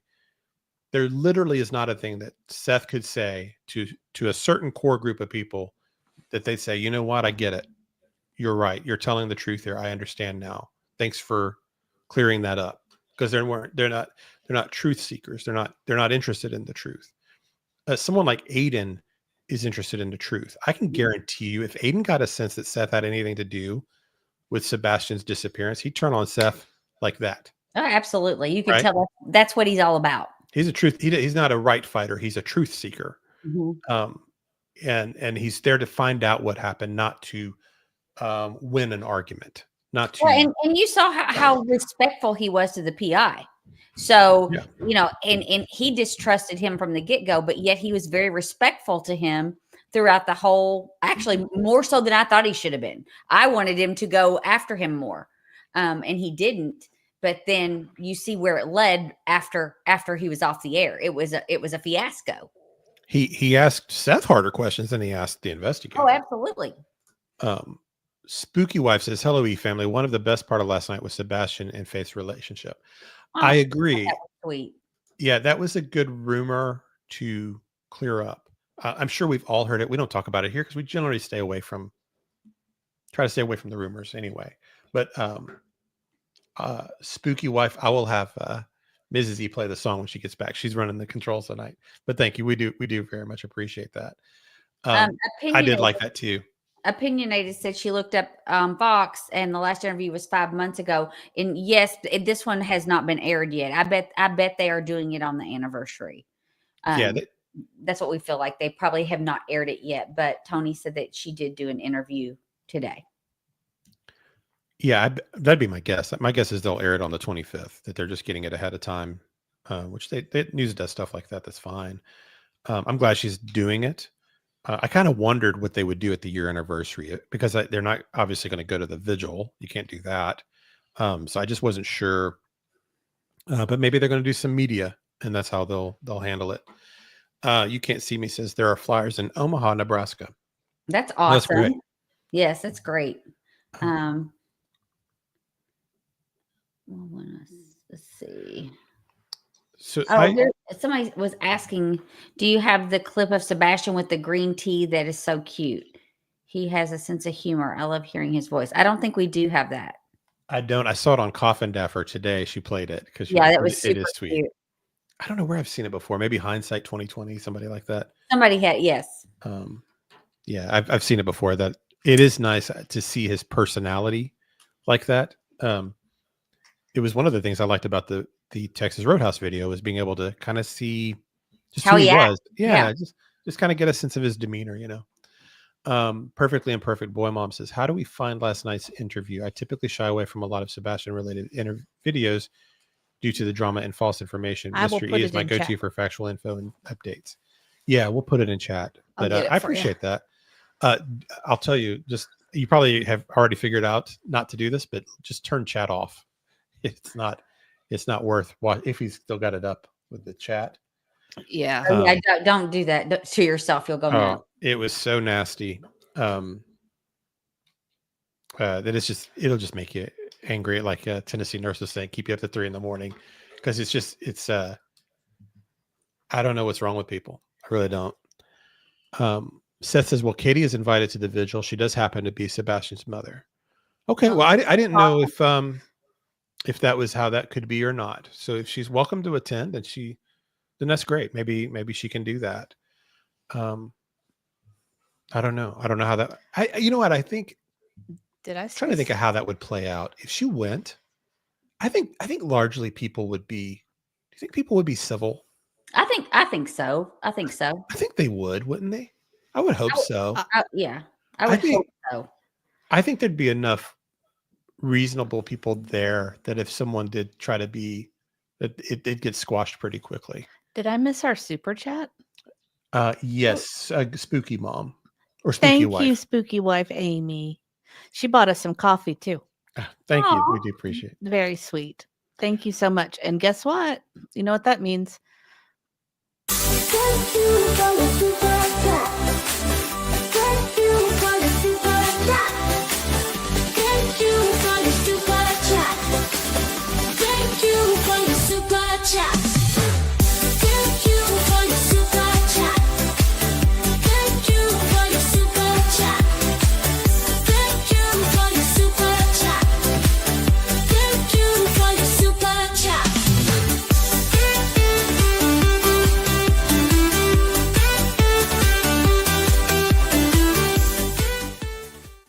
I just love that song. Any reason? They have been invited to every one of them. That's good. I remembered they were invited to some early on. I just didn't know if that was still the case or not. So what, maybe that will happen. I would guess they'll reach out if they're planning on attending and make sure that could happen. Hello, Hey, Justin. Welcome in. It's nice to see you. Yeah, Justin's one of the best. We appreciate him very much. Justin's a wonderful person. So I did kind of want to go through some of the rumors. I wrote down some of these that have been kind of out there and kind of give a, if you haven't seen the Lore Lodge, obviously go back and watch it. That one thing, people say all the time, what can you do? What can we all be doing to help in the cause? And one thing is to support people that are covering the case. Go watch Lore Lodge, watch the video, give it a like, subscribe, share. Deception Detective, Pat Brown, whoever, just Coffin Daffer, especially these bigger channels out there, when they, the ones that kind of hop around to different stories and don't cover like mostly one case or hone in on one, go in and hit like and share or put it on your page, whatever. Because for a lot of these people, it is either a career completely like Lore Lodge or a side business or whatever. They'll, if you want the story covered, keep encouraging them. That is one thing we can all sort of do, is watch people that are doing good work, and support it.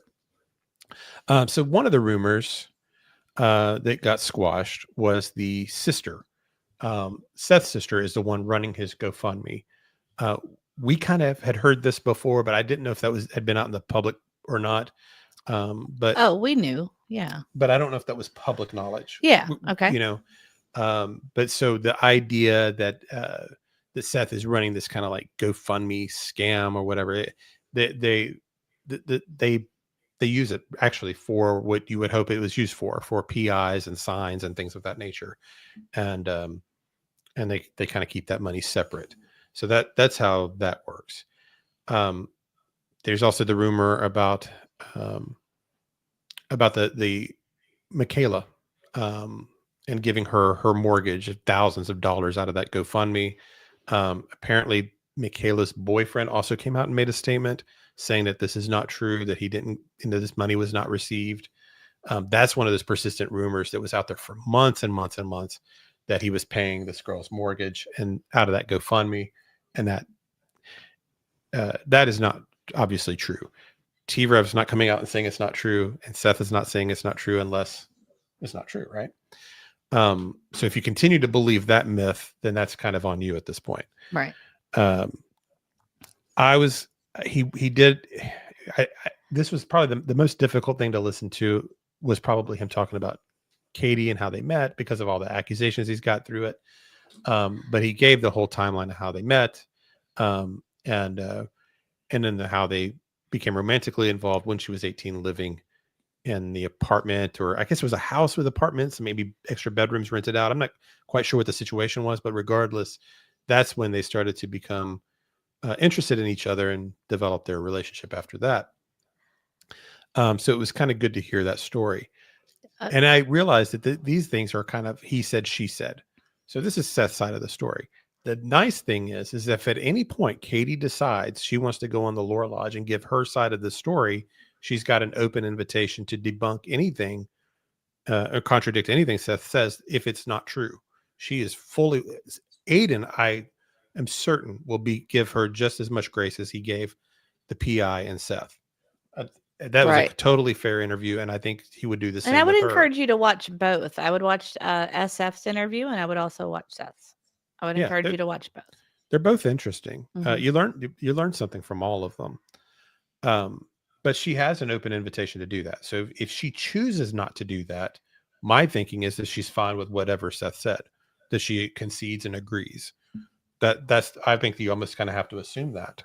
That what he's, that it's accurate. To still call it a lie at this point is just kind of denial. He explained the CPS report, but he had talked about that on Bullhorn Betty's interview they did, I don't know, 6 or 7 months ago, probably. And how that all played out. Oh, and then the Rogers Homestead Family Values charity. That was how he had described it to us months ago. That was kind of like a dream project.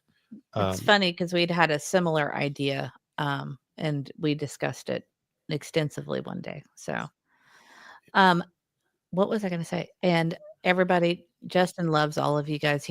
I understand his pain. He can't tag on the phone. Yes. I just want to give you guys a heads up. If you ever see me, I'm the one. If you see me in there, it's the real Mr. E, and then she uses the Crimecast logo. Yes. So sometimes we're just together, and it doesn't matter. But if you ever see me with just the I'm always on my phone when I'm on YouTube, so it's very hard to at people. Mm-hmm. So I see it, I appreciate it, but just know I'm not trying to snub anybody. It's just very difficult to add people on the phone. And Tam here became a new member. Thank you, Tam. And I keep forgetting to say this. Keep up the chatter. I'm not sure if we mentioned you before, but we're happy to see you here. And thank you for helping us. Let's see. Well, maybe that would be a way Katie could do the 1-year anniversary, go on Aiden's show.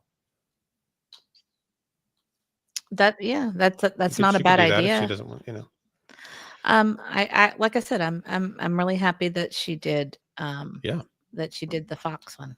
I'm really glad to hear that. Yeah, absolutely. I'm gonna welcome Tam to the Crime Dogs because thank you, Tam. It's keeping me from thinking about food.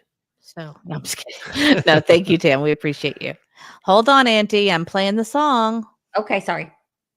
It's a good one, Rosebud. Mm-hmm. Welcome to the dog town. Your crime dog now. Members only. Welcome to the dog town. Your crime dog now. Members only. Welcome to the pound. Members only. Bow wow wow wow wow. Doo doo doo doo. Thank you, Tam. We appreciate you very much. We do. I'll put Rosebud back up. She said, I was glad for the directness Seth gave about why he had those cease and desists put out. That debunked a lot of rumors. Yes, and we actually knew that, but again, it was not our our story to tell. Right. Yeah. So we it's hard sometimes when you've got these things that you're like, you kind of want to defend someone, but it's not really my place unless I've been told that I can tell something. But we've known that one for a bit, and that, like I said, his stories have been consistent with us. He hasn't contradicted himself with stuff he said to us months ago, and now, so it's again, it has the ring of truth when stories don't change like that, But yes, that was helpful because there was a lot of confusion about why this cease and desist went out. The people that received them, I don't know if they knew why they got them. They probably did know, right? I don't know if they knew. Yeah. What? It would depend on how the cease and desist was written. Somebody says, I was surprised to hear Tony and Seth went to Virginia because of the ex-mother-in-law. Didn't know that part of it. Oh yeah. There are things like that happen where they've just kind of kept them quiet. They follow.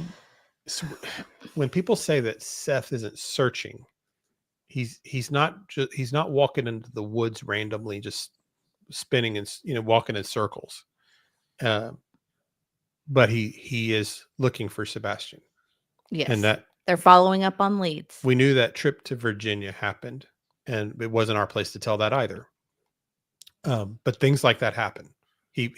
They follow every lead that comes in, and sometimes they're publicly known, and sometimes they're not.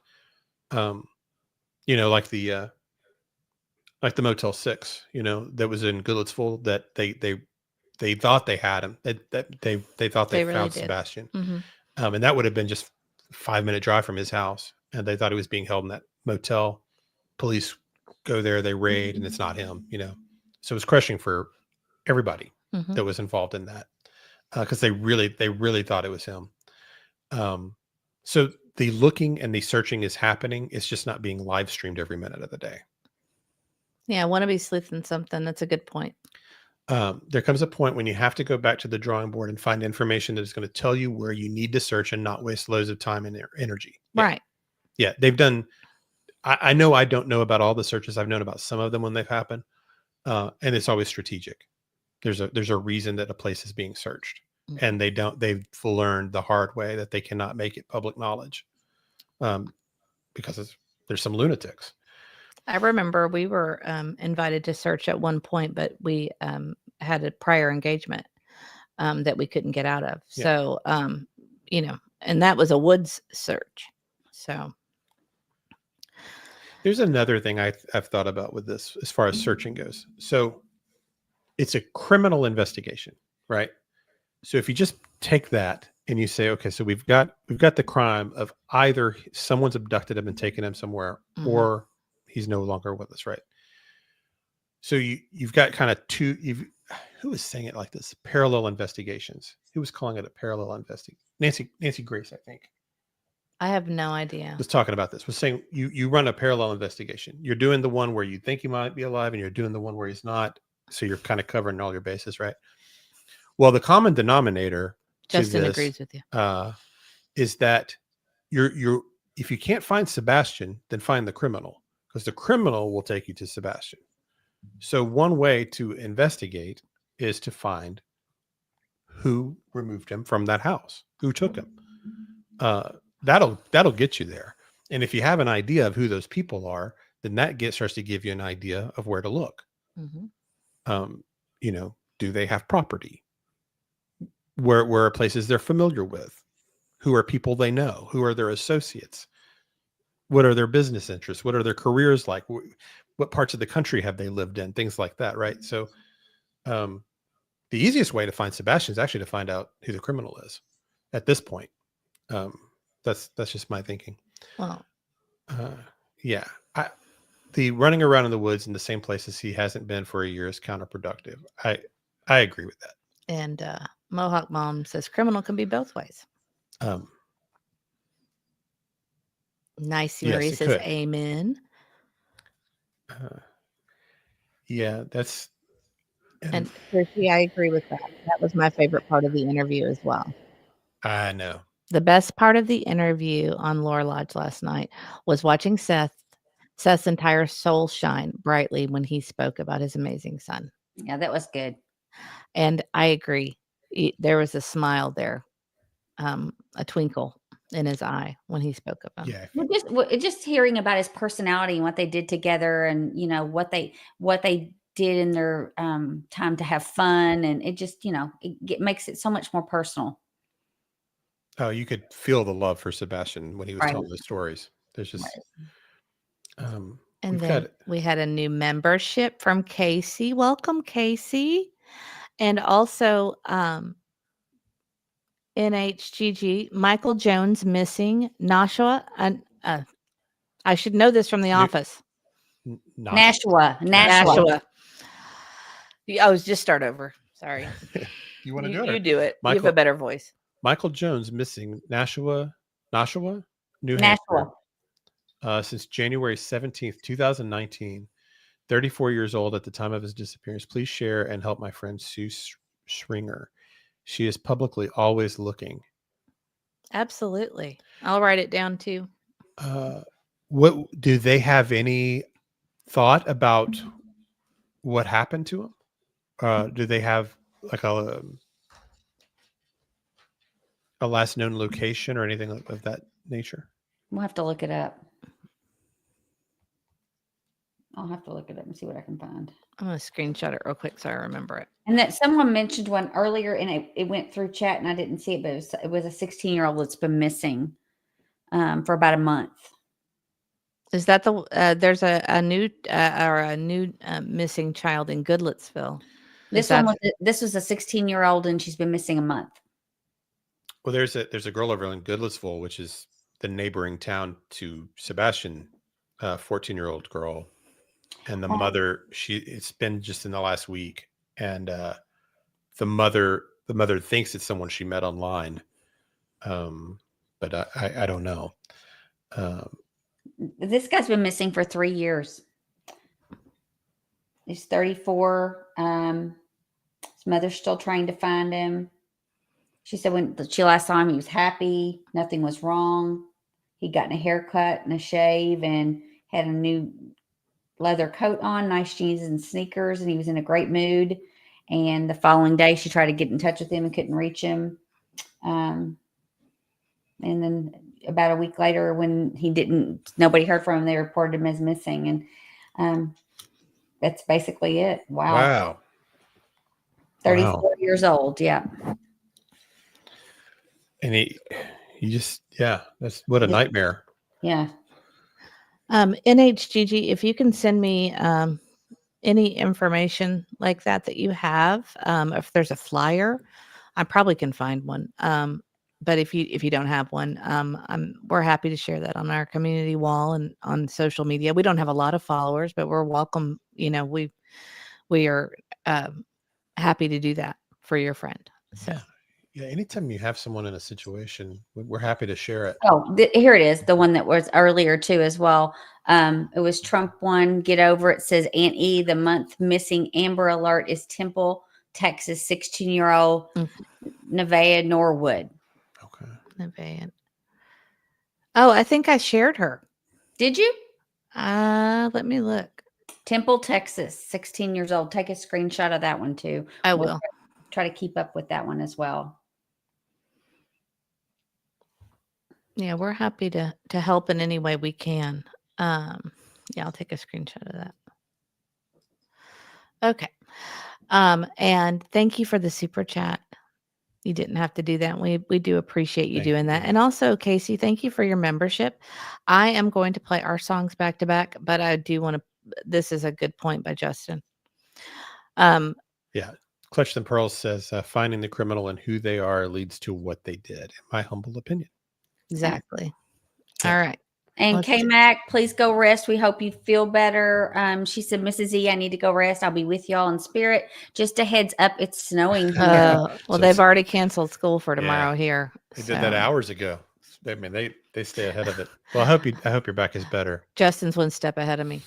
All right. Hold on. It'll stick in your head there for a while. All right. First, I'm going to do the dog pound. Welcome, Casey. Welcome to the dog pound. Your crime dog now. Members only. Welcome to the dog pound. Your crime dog now. Members only. Welcome to the pound. Members only. Bow wow wow wow wow. Doo doo doo doo doo. Okay. And then I have one more for our super chat. Oh, yeah. Thank you for the super chat.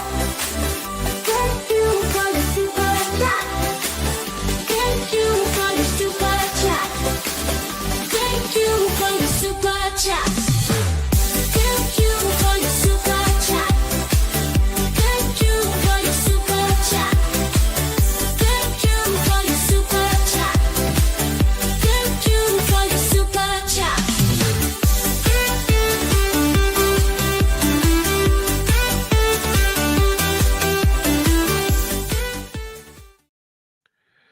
Great. Well, thank you very much. We appreciate that. I'm just sorry about the circumstances, but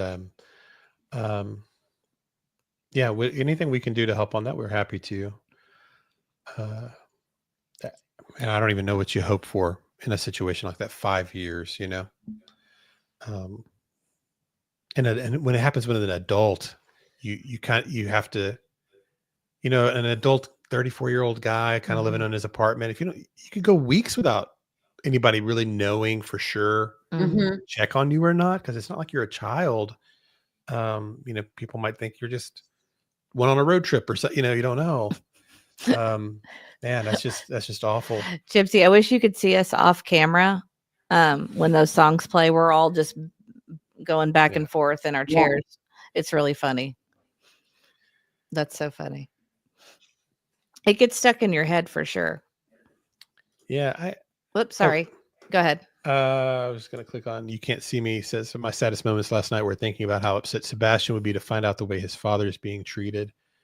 I think if it turns out Sebastian's out there and is found at some point, I don't think they'll be going back and revisiting any of this. I think it'll be pack our bags. We're leaving Tennessee. Well, that's what I told him. I said, I think I would move to the islands. We'll never watch YouTube or TikTok again, and start a new life. I think is kind of how that would go. So I don't think he'll ever be subjected to that punishment of seeing this. That if but it is. Blue Ridge Girl says, I've always wondered how people keep from getting the weak shakes from fasting. I'd love to try it, but I'm afraid I wouldn't be able to work. We haven't gotten the shakes yet. But I definitely have a really bad headache. But water, we can have water and black coffee. So that's what that's why I'm going to the restroom so much, is because I'm drinking a lot of water. And unsweet tea. Oh, that's true. I forgot about that. I haven't had the shakes yet. People have told me that fasting regularly, that you actually kind of reach like a clarity of mind at a point. I'm not there yet, but that's the rumor. Karen says, I have 400 candles for the vigil, and I hope we use them all. That'd be awesome. That's beautiful. Yeah. We will most likely be there. Yeah, Mag just stops the sugar. See, I don't really do sugar either, although I will say I made the mistake of suggesting Baskin Robbins the other day, and that was bad news for me. I'm sure I gained 5 pounds from that. I wanted to mention one other this is kind of out of nowhere.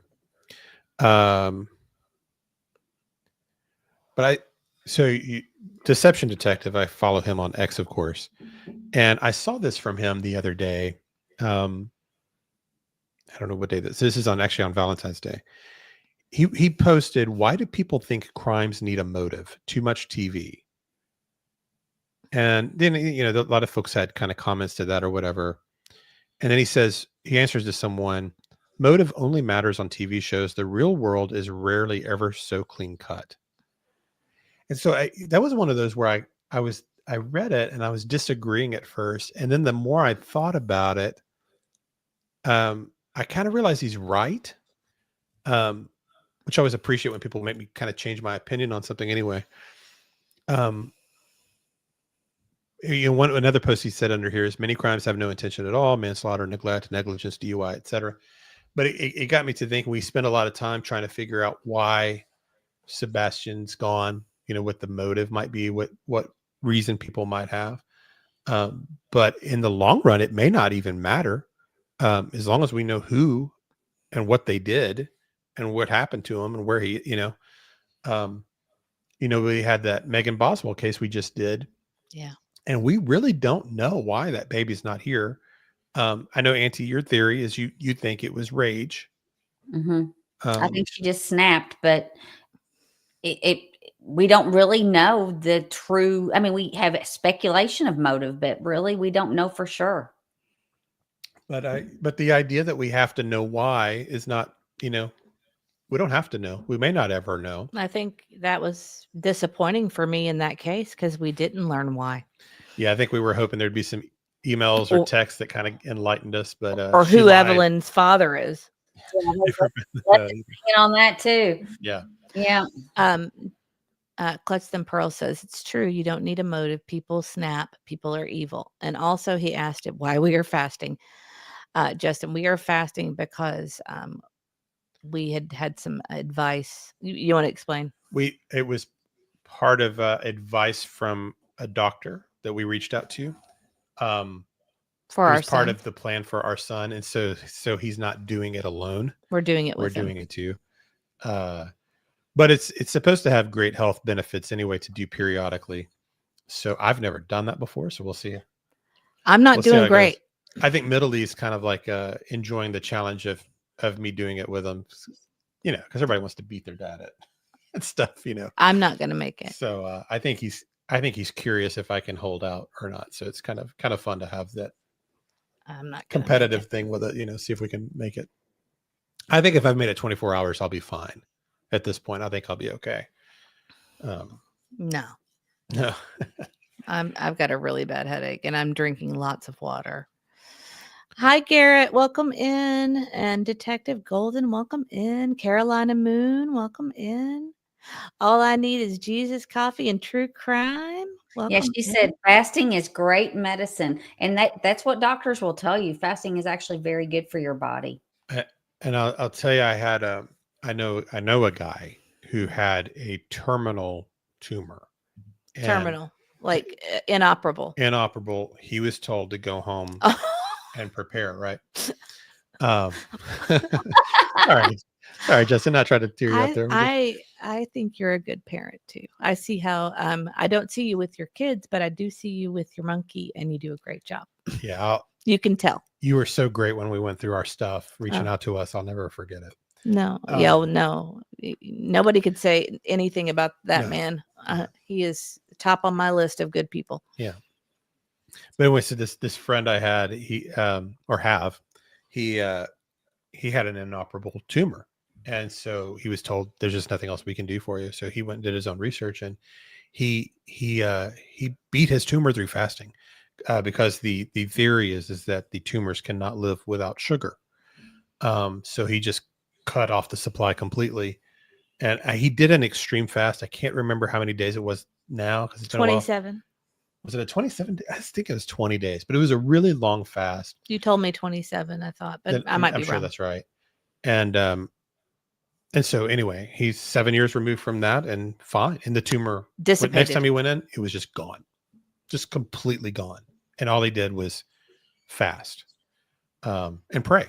That was basically what he said. He said, it made him more spiritual and the fasting. I don't think we can drink Gatorade. I think because it's got sugar in it. We might be able to drink smart water with electrolytes. That might be a good idea. You can. Starflower had a good suggestion too. She said Ms. E, I struggle with fasting at first. I found that doing it in small doses and building up to longer periods work better for me than just jumping into like a week. That's a great idea. Yeah. I think we should eat after this. I'll tell you, I'm not putting myself through another 24 hours again. So if I've made it this far, I'm not starting. You slept 8 of those hours. Yeah. So I'll but I'm getting a really bad there's some people that say you could do like the bone broth and different things. And it kind of just depends on what your goal is. But ours is, we're just trying to completely eliminate anything that can produce any sugar at all. We have a very specific goal. I think we can have bone broth, right? Yeah, you can. You can. I've read a little bit on. It just depends on what type of fast you're trying to do. Rosebud, I was saying earlier, you missed it. I'm way past hangry at this point. Yeah. So I think that's what everybody's fear was with me, that I would get the hangry because I don't miss meals. No, I don't miss meals. No, he doesn't. We'll do good. We'll see. I'll update you guys to see if we make it. If we fail, I'll let you know too. Is there anything else we kind of wanted to go to talk about tonight before we go? Or do y'all want to hang out a bit? What do you think? No, we can keep. I mean, it's whatever. I know how you're doing there. Mohawk Mom says you need coffee for the headache. I've had. I think I'm on my 10th cup of coffee today because I like coffee anyway. This is interesting. Butterfly Kisses says I'm doing apricot kernels, 1 lemon in water, drink it all day, and 1 tablespoon of baking soda and 8-ounce glass around 7 or 8 at night to alkaline my body. I have come across the apricot thing and lemon also. Oh wait, could I have lemon in my water? I think so. As long as I think you can. You just can't. You need to double check. And you need to double check. It depends. Yeah, it just depends on what you're. You can't eat it. You can't eat the lemon, but you can have the flavor. Justin RN says that she heard that you can have cheeseburgers and chili, nothing else. That sounds good. Oh, that's good. That's good. And then Glam Geek says drink coconut water or a glass of water with a slice of lemon and a pinch of Celtic or Himalayan salt. See, this Himalayan salt you can have during fasting. I can, because I'll eat that. Well, you can't eat like a case of it or anything. I love my salt. Mrs. E's a saltaholic anyway, so that might make it actually. Yeah, that's what it is. I can't open that up. If I do that, know what'll happen. I'll eat the entire thing and then I'll be completely dehydrated. That's what I've heard. Lemon detoxes the liver. And the theories with a lot of this stuff is that your liver is kind of the center of everything that if you can get your liver right, and yeah, that's what it is. It has something to do with lemon in the liver. Garrett, I did take headache medicine. It's not working. So people are saying you can have lemon water. I'm gonna have lemon water. Well, that's what Middley was saying. He said he was fine today on the hunger. Before we started this, I went and check on him and see how he's doing with it. And he goes, "It's fine." He goes, "I just want to taste something, though. Like I want to taste something that's not water. So maybe having a little lemon water would do it." I'm trying to see if there's. What did I miss? I'm trying to see if I can find any info on that. There's tons of stuff about fasting. Yeah, castor oil is something I keep seeing too. Actually, Trishy, I had a lump in my breast. Was it last year? I think it was. It wasn't that long ago. It was within the last year. And I did. What do they call those? Compresses. Yes, I did castor oil compresses on it for 2 weeks. And by the time I had my ultrasound, they couldn't find it. It was completely gone. So they also checked my other stuff too, and everything was fine. But by the time I got to that point, it was dissipated. That was so cool that worked. Oh, Gypsy, I didn't realize that. Yeah, I'm sorry to hear that, Gypsy. Oh, I'm sure. Yeah, I'm sure it does. I did keep that castor oil on my breast for, I use like medical tape, and I kept it on there. The compress, I would change it daily, but I mean, I kept it on there all day, every day for 2 weeks. Yeah. Oh, Mohawk Mom suggested you drink coffee. I'm like, she's drinking coffee. Oh yeah. Well, she drinks her coffee black anyway. Yeah. I can't do that, but she does that. Well, I used to drink it with 2 Equal and cream and everything in it. And then I don't know, I read somewhere that the sweeteners do the same thing in your body as sugar does. And so it doesn't really help you lose weight. I read that years ago, and it kind of stuck with me. So I said, okay, I'm just going to stop. Plus they're terrible for you. So yeah.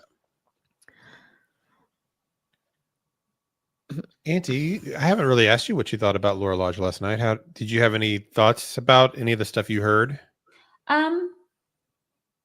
Pretty much what we've said. I mean, I was just really impressed with I guess Seth's willingness to be honest, even though it was hard to get through at times. I was just really impressed with him, and honestly, his bravery and strength that he did to get through it, even though he didn't want to answer some of those questions because it was painful, or it just maybe wasn't really shining a spotlight on Sebastian. It was really trying to clear up misconceptions about, his prior relationship with Katie. I just thought it was really brave of him to step up and answer and be very, forthcoming with information and answered all of Aiden's questions. And he, it wasn't anything he said, I really don't want to answer that. He was completely honest. And then, just to see Tony backing him up and being that confidant, friend, supporter, and spokesperson, I just thought it was great. It was very heartwarming to me, and it was really positive. Even though all those trolls were on there, I just tried to ignore that because they're just haters. They're just haters, and they're evil, and they're just going to hate no matter what. And I just thought they did a great job, both of them. And I think you can, Tony. Tony says, "Can you crumble up a cinnamon roll in your coffee?" I would think that's fine. Yeah, I don't see any problem with that at all. I would think that's fine. Yeah. And Ivy League flight nurse says, "What a blessing. I just had the first mammogram last Thursday and found out that I have an abnormality in my right breast. I go Monday for an ultrasound. I'm heartbroken and terrified. I understand. I've been there. And let me tell you, Auntie can tell you all about that." Yes, I had breast cancer in 2010. I've had a double mastectomy reconstruction, and you think it's the worst thing in the world that could ever happen to you, but you just have to persevere and push through it and do what you think is best for you. But there's a lot of alternative treatments out there too, that you can add as supplemental treatments to what your doctor recommends, and lots of good things out there that you can do. And You can get through it. Anybody can. If I can do it, anybody can do it. And let's please send Ivy League flight nurse prayers. Yes, I'm sure you're scared, and we'll pray for the best It's results terrifying. on that Mhm. ultrasound. Yeah, of Yes, course. yeah. Terrifying. You can't sleep and all that. You said Monday. No, I didn't see your comment. I was one of those people too, Ivy, that I was young, when I had my first mammogram, and it wasn't the first one or second one, but it was, was really early in getting mammograms that I had mine. And then I had the same process, ultrasound and all that. Oh, wow. I just gotta, oh my. What? So, the snow's coming. The snow is coming. Somebody sent a snow picture. Well, he said it in chat. He goes, "Did you read my comment?" Seth just sent me a snow picture from his part of town. So, not looking forward to that. Yes. Tennessee nurse, you're right. Very Very interesting with the ivermectin stuff. I'm doing a lot of research in that right now myself, and I think it's really interesting, all the things that it can do. Yep, it's been a lot of good results from that. I was in Brittany Jay's chat not that long ago, and I felt moved because someone was had a cancer diagnosis within their family, and I felt very moved to tell them that they needed to check out Dr. Mathis. That's Makis on X, or Twitter as I call it, because there's a lot of interesting information out there. And we know many people, we've heard multiple stories of people who have been told they have no hope, and then they go on these alternate things and alternate medicines that are not necessarily made for cancer, and are Sounds like we've got a lot of smart people in our chat. Yeah, word's getting around on all this stuff. Yeah. It's one of the benefits of the way social media is. Information can get out there around the gatekeepers. And Susan, that's Makis, Makis. Yes. I don't know if you guys saw the viral Joe Rogan video with Mel Gibson on it. If you did, that's the doctor that Mel Gibson's talking about. It's Mathis, and he does actually do treatment plans for people. And also, yes, it can help topically as well. I've heard of people with like skin cancer lesions, rosacea, and other skin problems, like rubbing it on their skin, just the paste that you can get, and that it has helped them as well. Oh, I didn't know you could put cider vinegar in your water. Okay. I don't know about that. Yeah, Tennessee nurse knows. Yeah. I'll tell you the nice thing about our traditional doctors we're using right now with my son is I thought they would be really resistant to our alternative stuff, but they weren't. They were okay with most of it. There was one that had kind of like a bad reaction that we booted, but wasn't one of the big ones anyway. So that was good. Although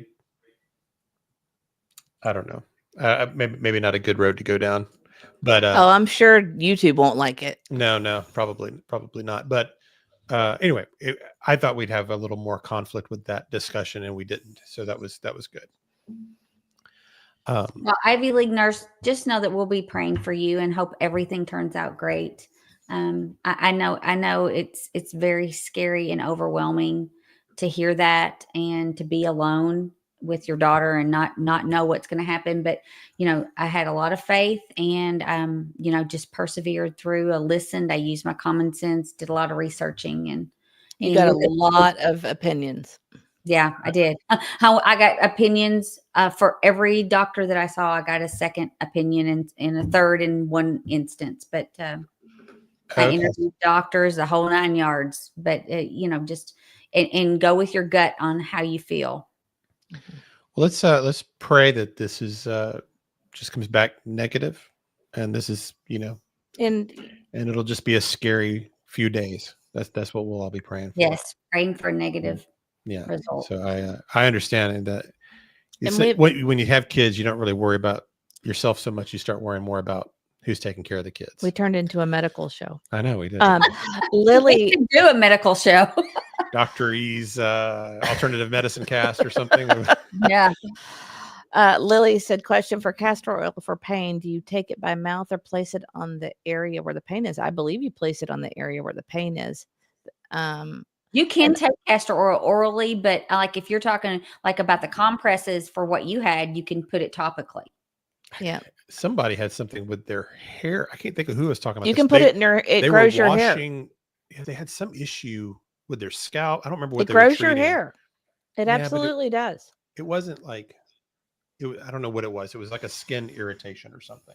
It was a skin issue, but they would wash their hair with it. Do you not remember for the whole year where I was putting it on my face? Yeah, I did it for a whole year on my face, and it does help deep wrinkles. But it only goes to a point, and then it doesn't go all the way. But it did help. But I got tired of having an oily face all the time. Oh, one thing we did not talk about with the thing last night was probably the bombshell news. Okay, can you hold on one second? Because Back on Track with Kat wants to know what brand of castor oil I use. Give me a second and I will find that out. We didn't talk about the grandmother FaceTiming with the Yes, that was big news. I guess the great grandmother FaceTiming with the grandmother who cannot be around children for the rest of her life because of the crimes she's committed. So hold on. That's I thought that was a big bombshell. And Seth said also, if you take castor oil orally, it will clean your body out too. Well, I remember right. That used to be something, right? Castoria was for what you would give kids when they were constipated, and it had castor oil in it, and it was like a brown liquidy stuff that they used to give kids. It was called Castoria. So yes, and it does have castor oil in it. Okay. I'm going to put in chat what it is. It's supposed to, okay. Hold on. I'm putting it in chat. Sure. It's called green. I don't know. IVE. I don't know what it's called. It is what it is. Yes. I'm so glad that you're doing well. Okay. That's the castor oil that I use, the organic one. I would prefer to get one in a glass bottle because I don't really like plastic bottles, but it does come in a plastic bottle, but you can transfer it. I worry about the leaching of the chemicals. So, but thank you so much is that a sticker or a chat? Uh-oh. Which one is it? I can't keep up. I'm so behind. The blue. I don't know which one the blue. I never can remember. Seth said his aunt would take a tablespoon every morning of castor oil. Really? Yeah. Oh, that is a super chat. And you know what happens when we have a super chat. Thank you for the super chat. Thank you for the super chat. Thank you for the super chat. Thank you for the super chat. Thank you for the super chat. Thank you for the super chat. Thank you for the super chat. Thank you for the super chat.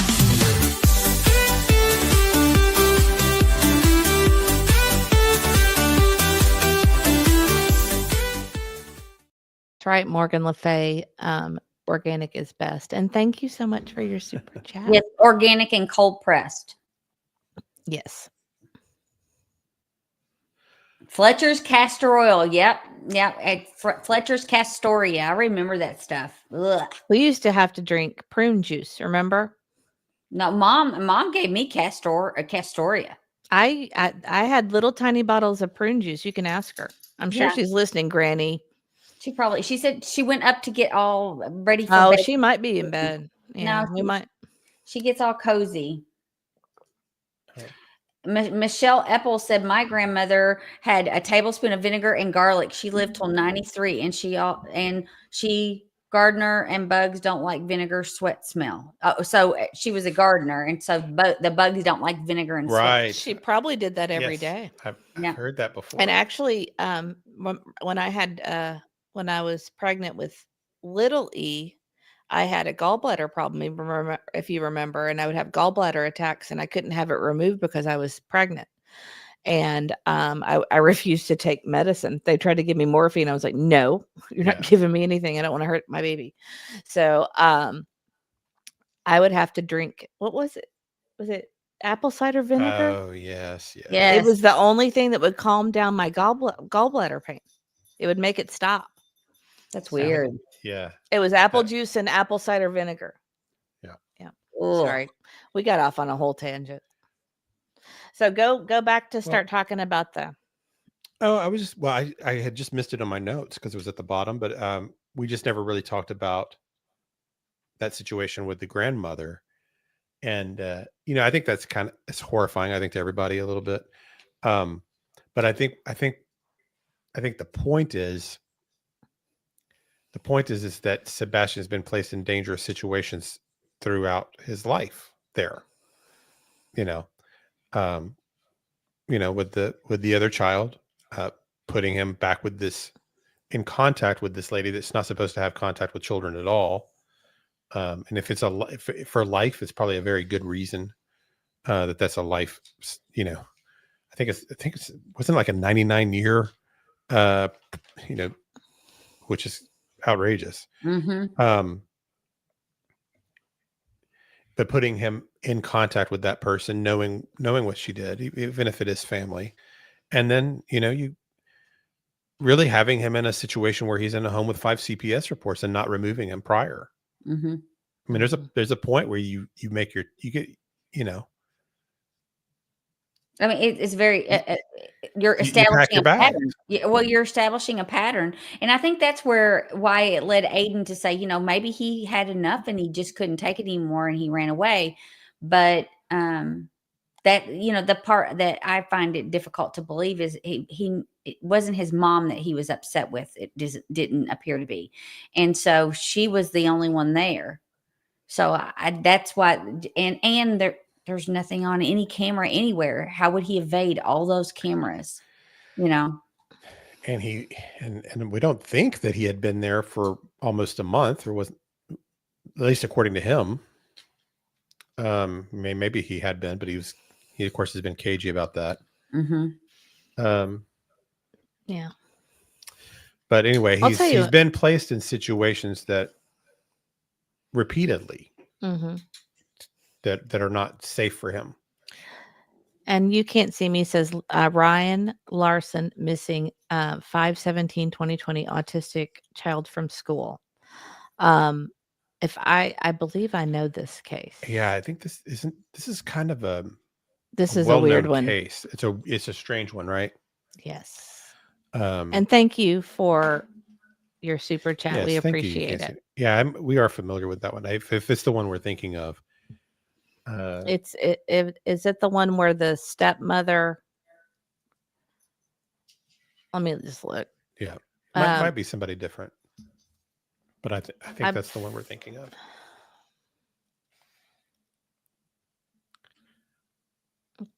I'll pull it up here. I'll just share it. Is that okay if I share that screen? Sure. Let's see.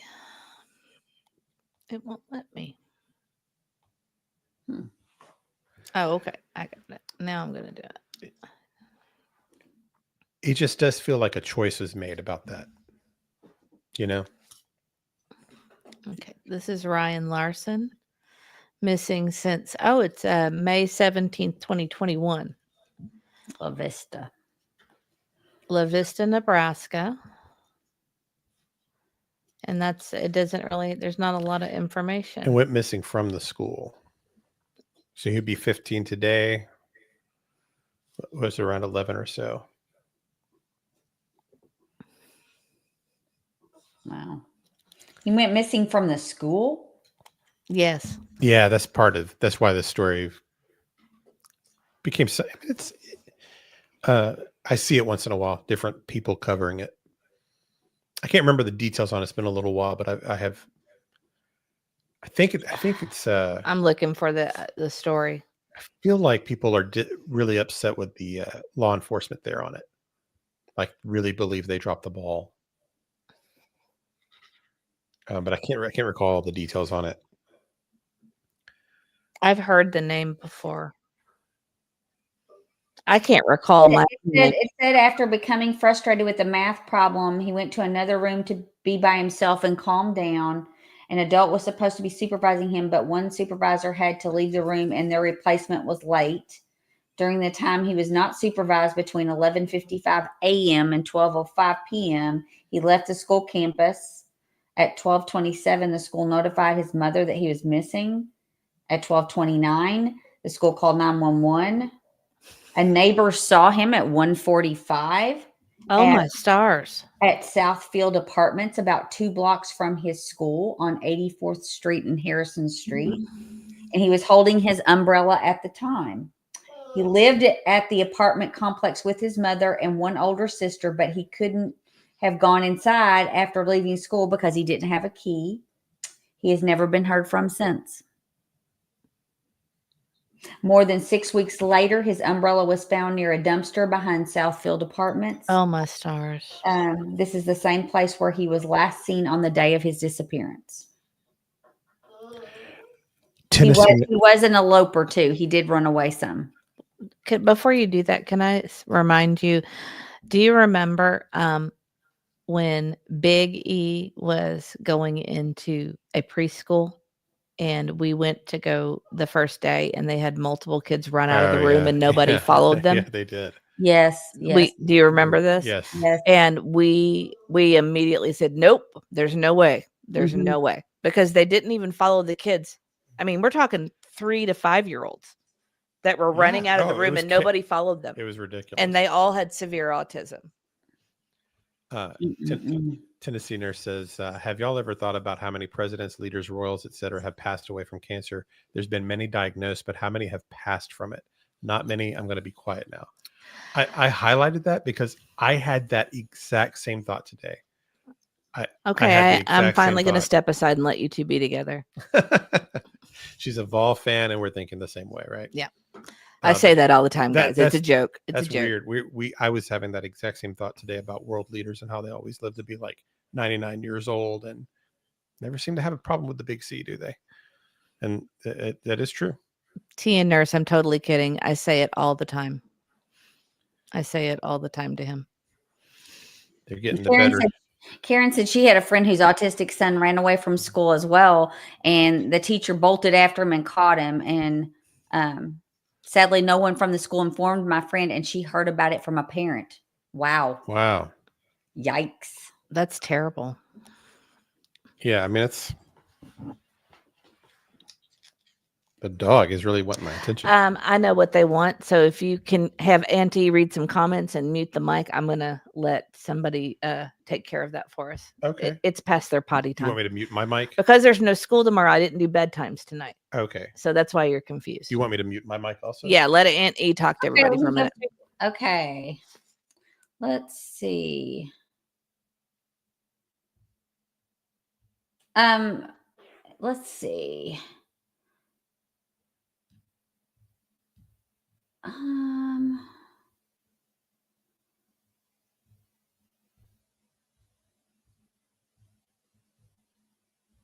Let's see. I know you were joking. I'm unmuting. He's going to take care of it. The dogs need to go potty.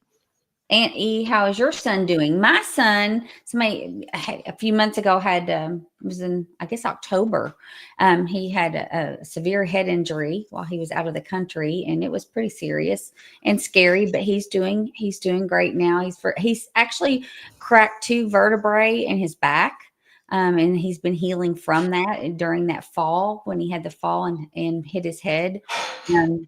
And subsequent seizure. The seizure, I guess the flailing is what caused him to crack the vertebrae. But he's healing, still having some back pain, but doing well. So thank you so much for asking.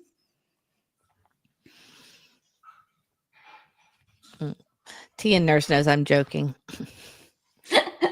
You never have to explain to me or worry about hurting my feelings. That's sweet. Hang on just a second.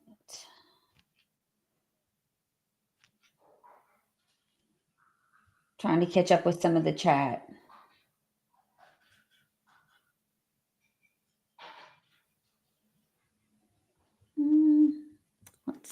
All right. So, well, somebody said it's snowing in Mississippi. Oh, boy. And Flamingo Lisa said, my grandchildren had school that day in Sumner County. So Okay. I guess we've ruled out that. That's the way I remembered it, but I was not trusting myself. Normally, when there's a snow day, I'll write it in our calendar just so that I don't know why. It's just a thing I do. I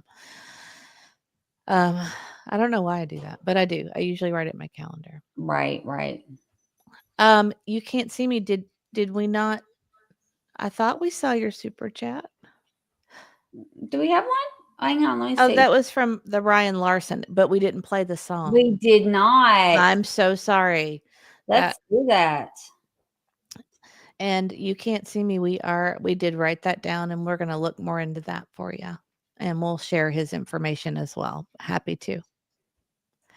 Coco Honey, I did not see that. Coco Honey wants, can we please have the Machete song tonight? Did you see this? And thank you for being a member for 2 months.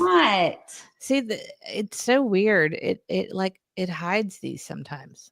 Right. Unless there's a list you can go through looking for them, but sometimes it hides them. But I'll try to talk him into it. Let's see, how many likes are we at, Annie? If we are at 534. I don't know if that's going to cut it for him. We may need to get those likes up. I bet if we got it to what'd you say? 534 is what we are at. If we could probably get it up to 6, I might be able to sell it, but he's coming back. So, but while we're doing that, I want to thank You Can't See Me for her super chat as well. And Coco Honey, thank you for 2 months. And I'm going to go ahead and play the song. Thank you for the super chat. Thank you for the super chat. Thank you for the super chat. Thank you for the super chat.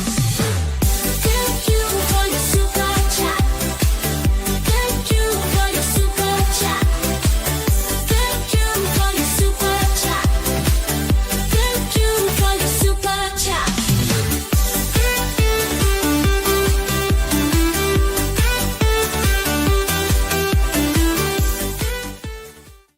Thank you so much. You can't see me. That was very kind of you.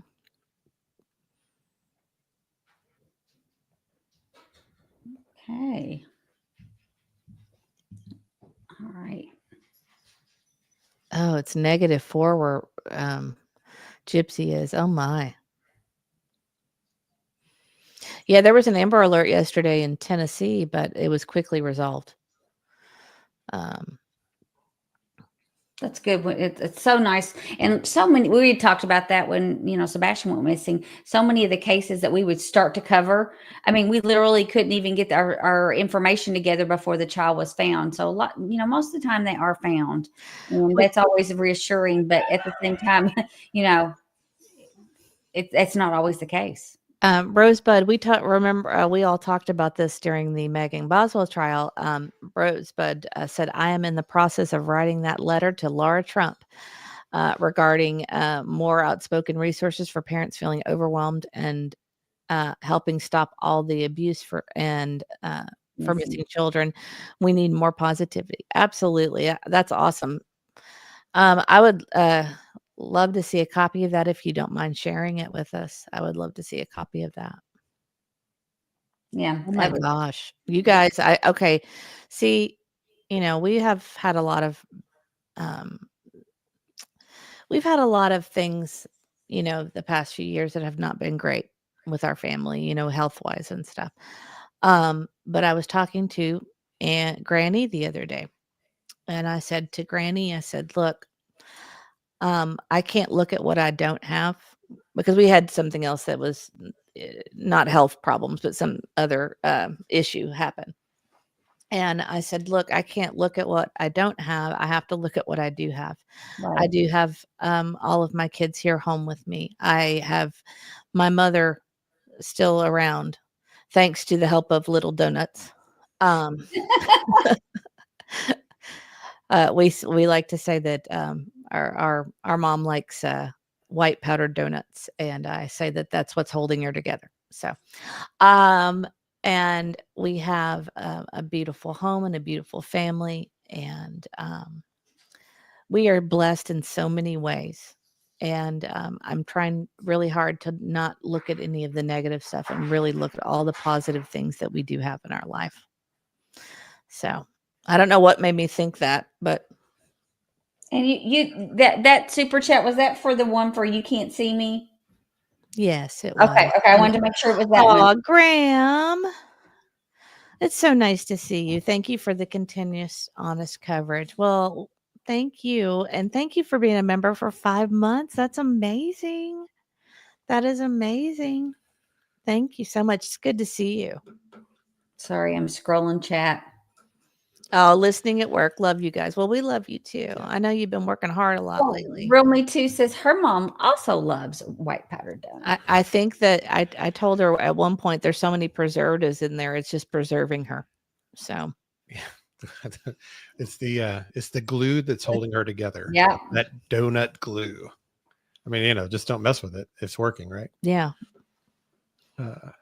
This is a kind of an interesting comment. Just Jen said, we've seen TBI, Operation Rocky Top, Operation Not for Sale, and many others with hundreds of children rescued, but no information on where they were. Where were they? That's a great question. Yeah, you don't really hear that. You hear, and I've heard that a lot lately, that they're finding large groups of missing children, some of the immigrant children, or, that have come in that were missing, that found hundreds and hundreds and thousands of them, but where were they? We don't really hear those details. Maybe we should do a deep dive into that. Well, you never get the follow-up story, like with the family of these kids right reunited. How did it happen? Who, why don't we ever get that? It's always seemed to me that would be a heartwarming, touching, feel good. I mean, it's obviously not that they're found, that they're rescued and being reunited with people, but I just wanted they don't ever do that. Michelle was saying, are you going to go over the court case from today by chance? There's really nothing to talk about. It's just my understanding that there's no judgment. And I think we will talk about it once there's a judgment, right? Yeah. And we're not there. There's not transcripts. It wasn't recorded. So it's hard to discuss with any authority about what happened. All we know really is just that they were in court for several hours, and the judge was going to decide, go read the documents and everything. And then make a ruling. So we have no idea how long that'll take. Was it no continuance? No, and there was two things that were ruled. There was not going to be two different things, wasn't there? I don't know. I really don't know much about. We just need more information before we can really. Yeah. There's really not anything to talk about until there's a ruling, I think, right? I don't think so. I mean, we don't really know. I don't even know what kind of evidence was presented. I don't know the arguments that were made. I know it's something of interest, and the reason, so if you're not sure what we're talking about, there was the RICO injunction filed months ago.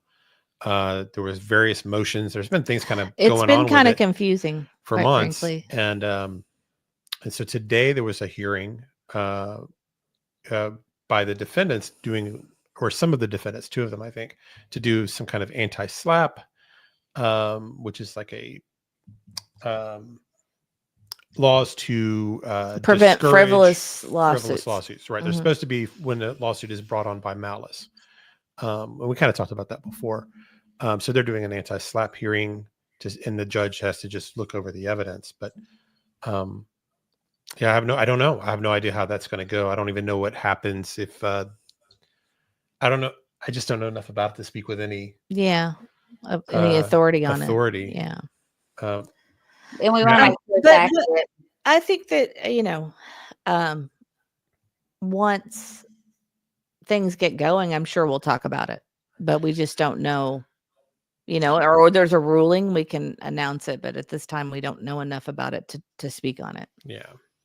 And she said, okay, thank you. Just don't understand all that stuff. That's why I asked. Yeah, we just want a little more clarity on it before we can say for sure what happened. I don't either. I don't understand it either. So you can't see me. I think is a little far behind, guys. So don't give her a hard time. I think she's behind on the stream. But we got it eventually. We did get it eventually. So thank you. And thank you for that. Let's see. Yeah, and somebody mentioned the tunnels. I think that I have heard about that. Is there secret tunnels in Tennessee back in around the Civil War? Maybe the children were underground, just thinking out of the box. I've heard that before about tunnels in Tennessee. And Rosebud said, I would agree. It would be important to know where these children were to help be more proactive in protecting kids. It would be nice to know where they have come from or where they're, where they're rescued from. Found an umbrella by the dumpster at his apartment complex. Okay, so she is behind a little bit. Yes. Sorry.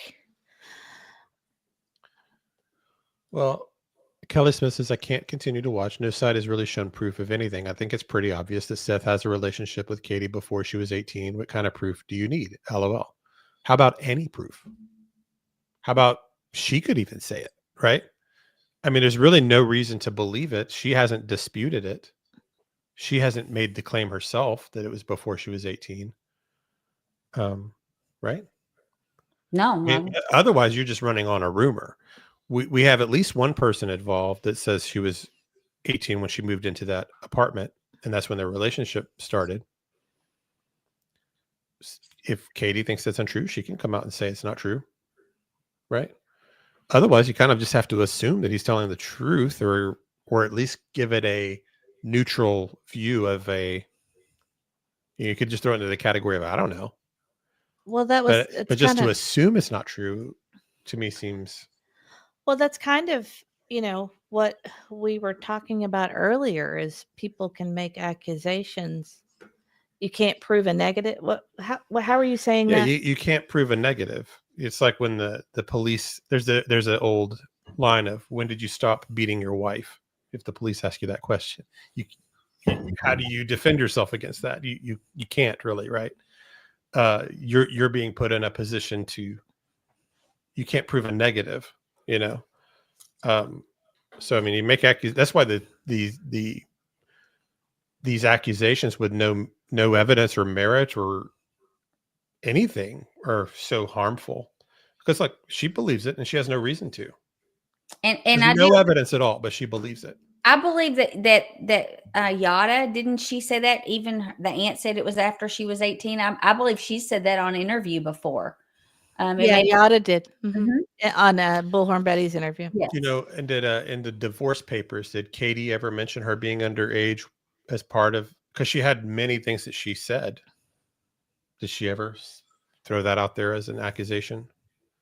I don't think she's ever said that. So, I mean, the only people that say it are YouTubers and people that listen to YouTubers. Right. Nobody actually involved has made that claim.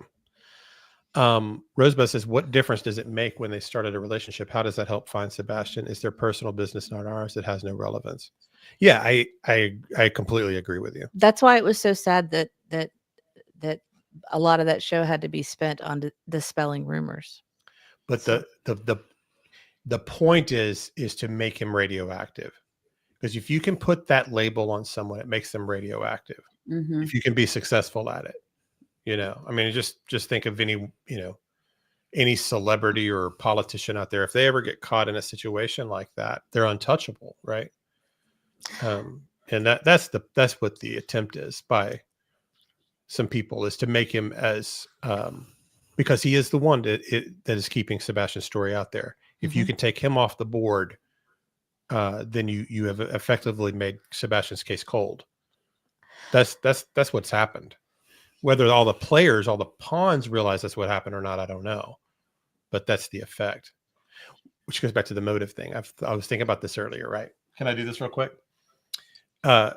When we were talking about, when I was talking about Deception Detective, and he was saying, you know, the crime, you don't have to have a motive. You don't even have to know what the motive is to solve it. Like with Megan Boswell, we don't know what the motive is, but we know we know the effect.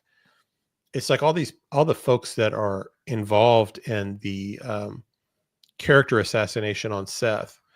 They don't have to. It really doesn't. It almost doesn't matter why they do it.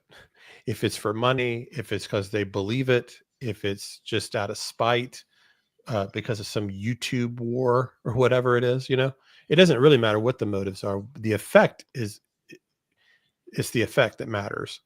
Their motives are almost irrelevant. Because I find myself sometimes reading those chats thinking like, why are these people doing this?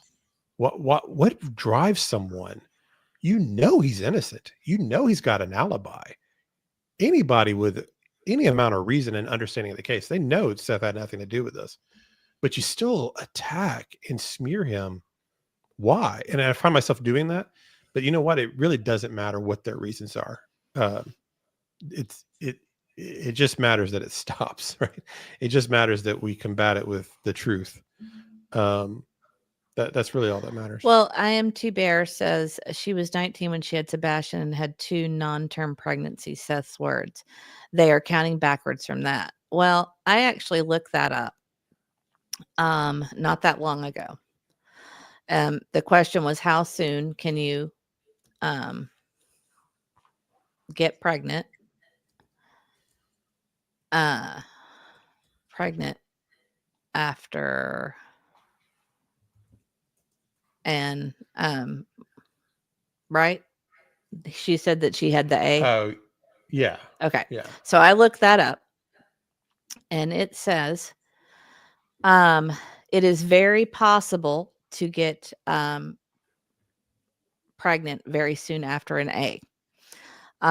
Ovulation can occur as early as 8 days after an A.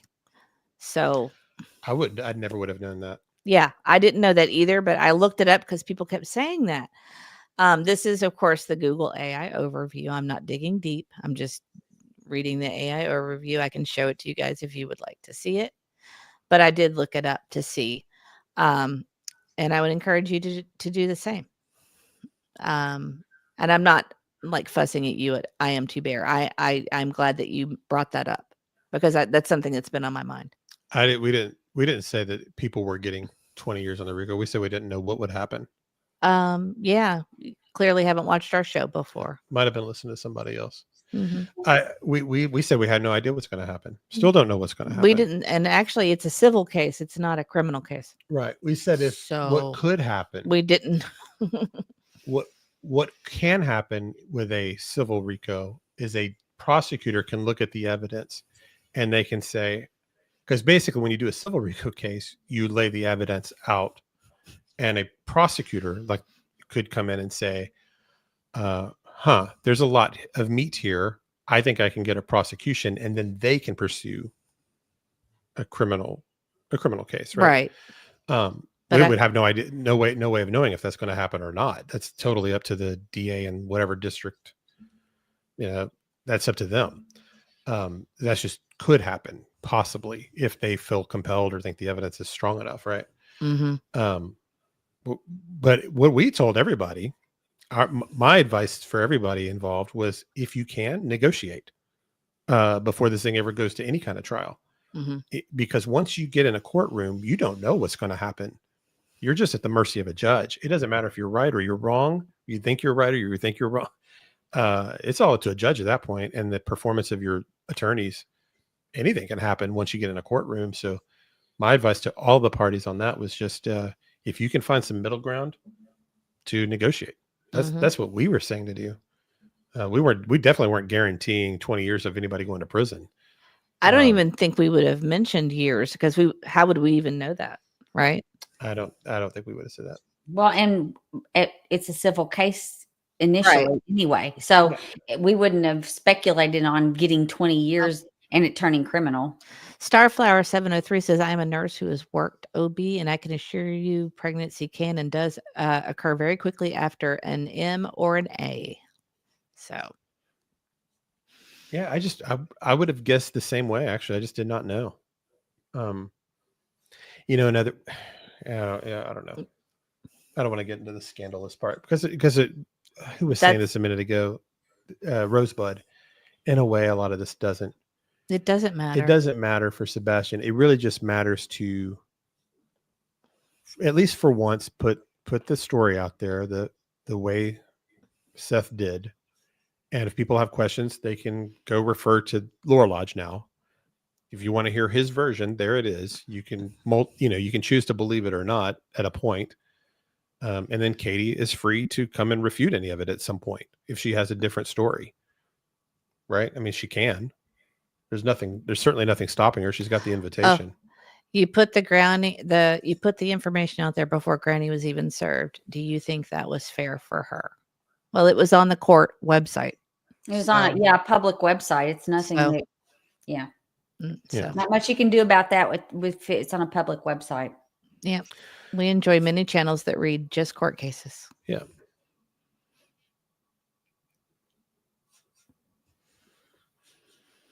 But we're not here to talk about court.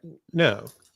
We just don't know what's going to happen. Yeah, we don't have an educated opinion on it because we don't have all of the information. Yeah, I mean, I'd like to be able to sit in a courtroom You're right. and see it with my own eyes. Nobody who is somebody, everyone was putting it out. That's right. Yeah, actually, we weren't even first. We were the third or fourth. I think we were just the only ones that actually read the whole thing.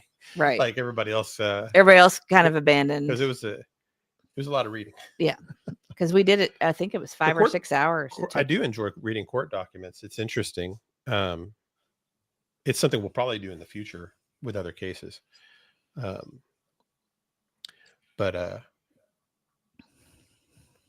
I don't know. I don't know. I don't know what else to say on it.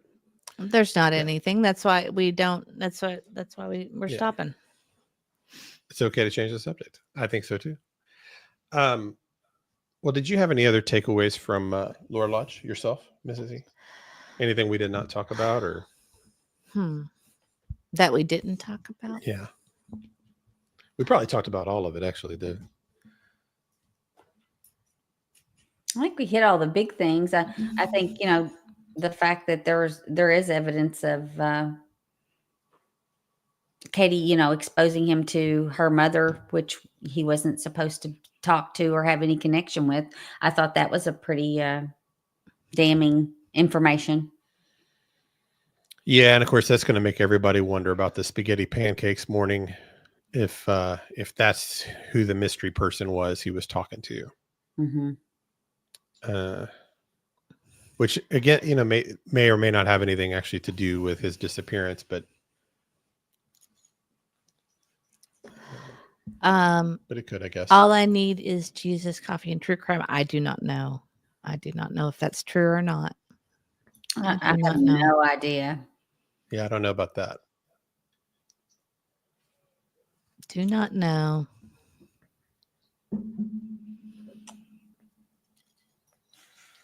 Yeah, we've been pretty busy today going to doctors and such, so we haven't had time to see what's going on out in the world.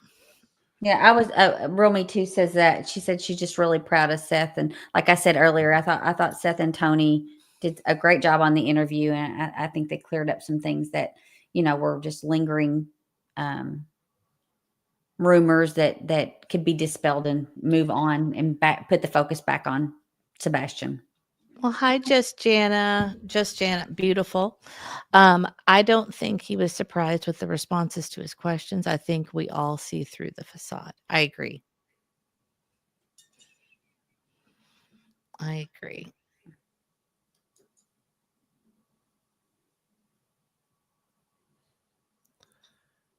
Yes, we are. We should probably wrap it up because I think we're getting to that point of hungry where we're like staring off into space. Yeah, it's just good to see everybody again, though. I know. Jennifer Gillies here. This is our Brown-eyed first girl. nighttime live since we came back. Because in between we did all those court things, and we didn't see a lot of you because It was exhausting. Everybody was asking if you would be willing to bend the rules tonight for a little machete. Well, I don't know. I have to see what the numbers are. I know we're not there because I looked earlier. I think we're at 583. That's pretty good. No, I think we have to get to 6. We need, that means we need 17 more likes. Oh, we just got one more. 6664 TM said, just remember Katie's words. Seth was a good father to Sebastian. If Sebastian would have played a sport, Seth would have been in the front seat. And she did say that. Mm-hmm. Sure. She said he was his biggest fan. Okay, 9 more. 9 more. You know, there was another point that Tony made that he was talking about how if a lot of these accusations want to be sleuthing something says, I have missed you guys since the Boswell trial. I got so used to you being here every day. I know we're going to have to find a way to do another trial. We really just like it was nice. We had to put our life on complete hold though. I know we can't do it every week at all. There's just no way, but we'll find ones that we're all interested in. Maybe we'll do a poll. Yeah. At some point with upcoming trials and see if there's one we want to do together, maybe we could do it that way. Wow, we shot up. We got 610. Yeah, okay. We're going for 7 now. I just want to say, I've been meaning to say this all night about Tony, but Tony made a great point last night where he was talking about a lot of these rumors about Seth. If they were true, he would not be in the position he is working for the Davidson County Sheriff's Department. That if he had like this history of violence and all this kind of stuff documented out there, they would have done background checks and found all of that, and they didn't. Want to be sleuthing something says y'all spoiled this rotten with your time and charisma. I'm not kidding. We really got to know like everybody very well because we're just hanging out, waiting for the jury to come back, waiting for a sidebar. Real Me Too said she'll send a good one that is high profile and lots of people have followed. That would be awesome. I'm really as far as a new court case. Yes, a new trial. Okay. Yeah. There is a little missing girl that's been missing for 4 months in Maine, Stephanie Dameron, that I've been looking into quite a bit as well. Yeah, that's an interesting story. It's interesting. It's really interesting. Yeah, we might do that. I like this too, hide and seek. To be a good liar, you have to make sure you keep your story straight. The truth never changes. Yeah. In my roundabout way, that's kind of what I was trying to say about Seth earlier, is that the stuff Seth had told us privately that wasn't meant for us to bring on YouTube or whatever, just stuff when we're talking, is the same stuff he was saying last night. It's consistent. It didn't change. Mm-hmm. And it also wasn't rehearsed. The way he told it was different. It wasn't like a rehearsed story or thing. He was just talking about things like the charity and different stuff. So anyway, to me, that if you're looking for truth and things, that's something you look for, is kind of a consistency in the stories. I think anybody with any discernment knew that Seth was telling the truth about those things last night anyway. They did mention this, didn't they?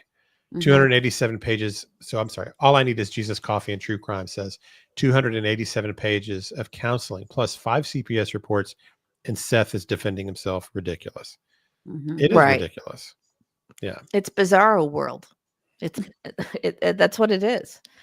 Also, the Devil's Squeeze says, I don't care about someone's past. I don't judge anyone. It's not our job to judge anyone. That's right. Oh, I think it's hilarious. Brown Eyed Girl says, waiting for Aunt E's lunch. That was our biggest drama. That's the day we turned into a drama channel. Yep. Is waiting for your lunch. And how many times did DoorDash cancel on you that day? Twice. I finally got it. After 2.5 hours. We were on the edge of our seats. I know. I'm just Was kidding. Auntie gonna eat? And Sharon wants to buy the party. Okay, that's so cute, Sharon. Okay, well, I we- think I was just kind of playing. Of course, Yeah. we'll do that for you guys. We love you guys. We appreciate it. Let's see. It's a joke. Please do not be triggered. We're not triggered. We can take jokes for sure. All right, I'm doing this for you guys. Thank you so much for all the likes. And here we go. She also said she was going to bring a machete. Karate, Machete. karate, Machete. karate, Machete. karate. Oh my gosh. You weren't there that day, were you? No. You weren't in court that No, day. I wasn't. That was just me. I remember seeing that and I thought You saw it live. I saw it live. I was like, my eyes got big. I was like, I cannot believe. Oh man. That was a great one. I wish that we could see that whole because they didn't ever release the whole Video. testimony, them giving testimony. We just saw chunks of it. Oh, the whole thing was very interesting. Very interesting.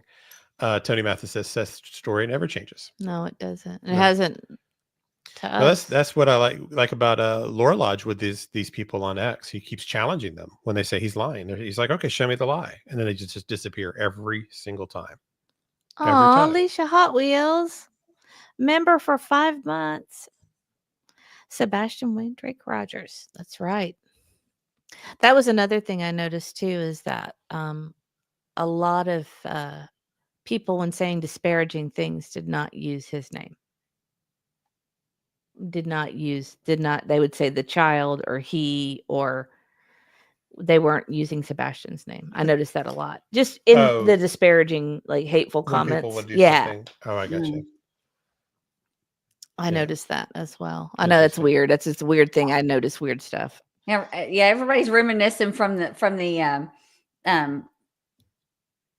court case. It's Auntie scared the pants out of us. Yeah, that was my stop video. Stop. Oh yeah, Gypsy was there with you in court. Yes. Just to show what we did, the sidebar thing. Oh, You want to okay. show? Do you guys if our friends from court want us to show the sidebar, we can do that. So we would play this every time there was a sidebar because there were so many. So eventually, Mrs. E made a little video for the break. You gonna pull it up? Oh, I was reading Wannabe Sleuth and Somethings. I set you up. If DoorDash shows up 2.5 hours late, I'm answering the door in my Bigfoot costume. That's Oh, hysterical. that's great. All right. Yeah. They're saying yes, show it. So we are going to show it. Yeah, Okay. This is what every time. Okay. So in the Megan Boswell case, set it up. It felt like every few minutes they would have a sidebar because it was crazy. So the defense attorney was earning his pay. It wasn't just an objection. It would be like an overruled or whatever. They would, instead of objecting and just doing it Yes. just methodically the way you would see it in court, they always went to sidebar. Yeah. I just want to warn Seth that we might have used your side eye in that. So. Yeah, we did. May or may not. You're gonna have to copyright it or trademark it or whatever. Yeah. I told him to.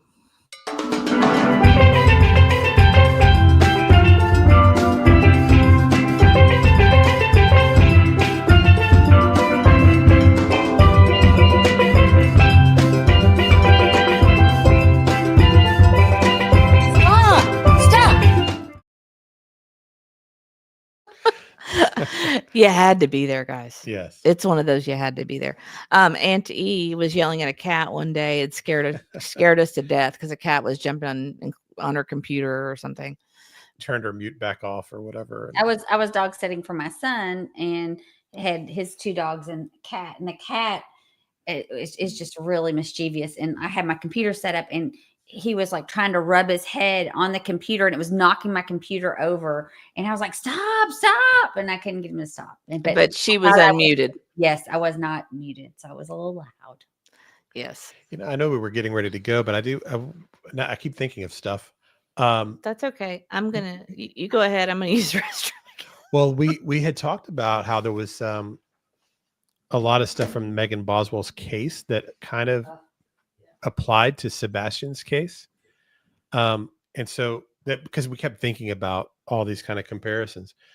One thing I think we all felt after watching the trial was we felt better in general about TBI. Did you feel that way? Say that again. Say that again. Did you Say feel? the question again. Didn't you come away from it feeling better about TBI than you did before the trial? Did I feel better? Yes. I think I felt better about TBI specifically, not about our judicial system. I just think the attorneys I didn't think that they were the greatest attorneys.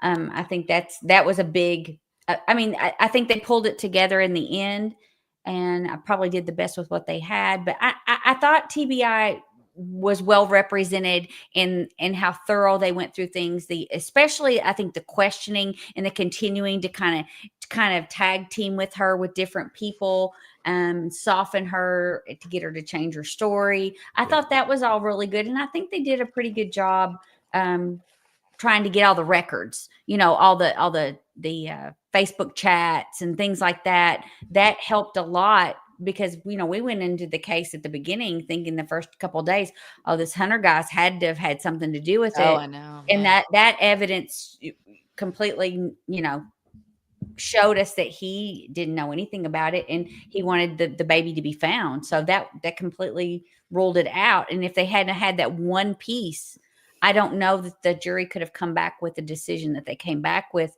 because there still would have been doubt. And so I think they did a good job investigating, but could it have been better? Sure. I don't know. I felt better. I'm glad you said that. I agree. Like, especially the interrogation stuff, the TBI were awesome. Like in the interrogation room, they were really good. And we got to see all those videos, and hopefully one day we'll get to see similar videos in this case, but you said something. I meant to say this also. It's the reasonable doubt bar, which I didn't really realize for Tennessee. Right. In Tennessee, the bar is not like beyond the shadow of a doubt, or it's beyond just a reasonable doubt. So for those jurors looking at Megan Boswell's case, they just had to come back with that. Yeah, this is probably what happened. This looks like it's very likely what happened. It's kind of like that measure, not is there a sliver, tiny chance that the baby passed of SIDS or something, right? Like the defense was trying to suggest. It's just reasonable doubt. So I keep thinking that eventually they're building a circumstantial case. Maybe they'll find Sebastian sometime in the meantime. I think they're going to bring the case regardless at some point. And it gives us a little more hope that they can get a conviction, because if the bar is just reasonable doubt, if you haven't found Sebastian, then you can win the case that way, I think. Yeah, that was kind of interesting the way she described it. Yeah, for sure. And I did not know that. I didn't either. And that was first degree, and they found her guilty. They didn't give her life without parole, but still it was a pretty serious, she's likely going to be the rest of her life in prison. Well, the sentencing's on May 22nd, but she has already filed for a new trial or acquittal. So yeah. I guess we'll just kind of keep our eye on that. Yeah, her defense attorney, he was fighting. He's doing everything. He's throwing everything he can at it, but I think that's a done deal. Another thing from that trial was the FBI. They had an agent up there with I can't remember, was it the CART team or the CARD team? There's a slight difference, but anyway, it's a child abduction rescue team or a child abduction rescue department or something. Anyway, dispatch or what was the? Yeah, I can't remember the difference, but he was one of those guys, and he came in and talked about all the data extraction they can do with these phones, and basically you can get almost anything off these phones, even if it's deleted and gone, and all of that. So it's surprising. That was all interesting to hear. So it kind of gave me a little more hope that this case wouldn't have to have every piece solved to bring it home. Yeah, I think that I don't think that we expected that. I mean, I really didn't expect that out of her closing argument. I could pull that closing argument up if you want to play it. It's up to you, though. And Mohawk mom said it. Mohawk mom said it was the cart with the T team with the phones. Right. Cart with the It was- T. Okay. it was the yes. cart I keep with the getting it T. mixed up. Yeah. And we know that they're working. It's probably very similar. They're working together in the way we saw them in that trial. And that's where the local sheriffs, they were basically in charge, but TBI came in, did some interrogating, did some work. That's TBI was right. very involved. That's right, Rosebud. Yeah, the We Amber made Alert so procedures many were very notes. important. We know Ali is working hard. Yeah. I made so many notes about that. Let's see. Yeah, I thought it was interesting. The defense attorney actually said that they considered her testifying, but we never felt like she would testify because the jury couldn't believe anything she said. They saw video after video of evidence of her lying, and the lies would be proven wrong. So anything she said on the stand, no one was going to believe her. No one. Well, that's another thing that makes me think about this case. She went out and did all this media. It was all heard by the jury. If the suspects that we suspect are involved in his disappearance are ever brought to trial, well, all of those YouTube videos and all those media appearances, all that stuff is going to get played in front of the jury, and the contradictions are going to get pointed out, the inconsistencies. It'll all be noticed. It all. Mm-hmm. And they played every bit of that. That was and a big part of the trial. We even saw parts of an interview that did not air on television.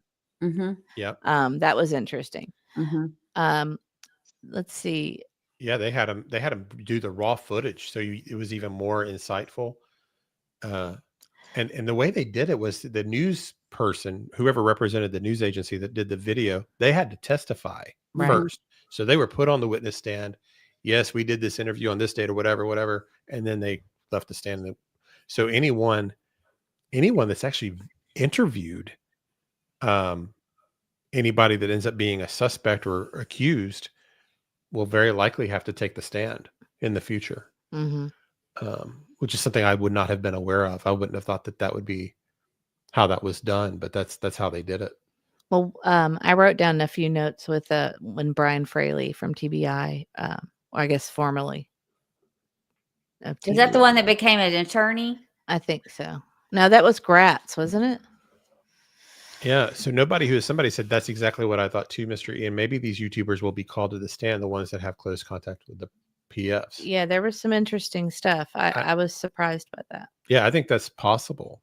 I mean, that's whatever that is. I mean, but it's, I think it's possible that you'll see various media people if this ever goes to trial. Right. I'm trying to think what all I wrote. I wrote the Amber Alert is much more what am I trying to say? It has to go through more channels than I realized. Oh yeah, they did talk about that in the during the trial to move it to the Amber Alert. Right. What it has to go through to have that happen. And then he mentioned the FBI CART team, and they said they had 40 to 50 agents there working the case for TBI. Yeah. I think that's similar to what Sebastian had with them too. Maybe more, because TBI is based in Nashville, so they might have even more around here. And we were wondering if some of the people that testified for this case that were out of the Nashville department had anything to do with the investigations with the Sebastian case, because I know we talked about that during the live. And I will say that I felt like, and people can disagree with me if they want, but I felt it made me feel more confident about TBI and their abilities, and I don't know, I just felt it made me feel more confident about future things. Yeah, it was a tricky case. So if Sebastian, if it's ever brought, will be a tricky case. They're not going to have everything. Yeah, we're not there yet, and we've waited how many years for Megan? Almost 5. Yeah, Right at 5.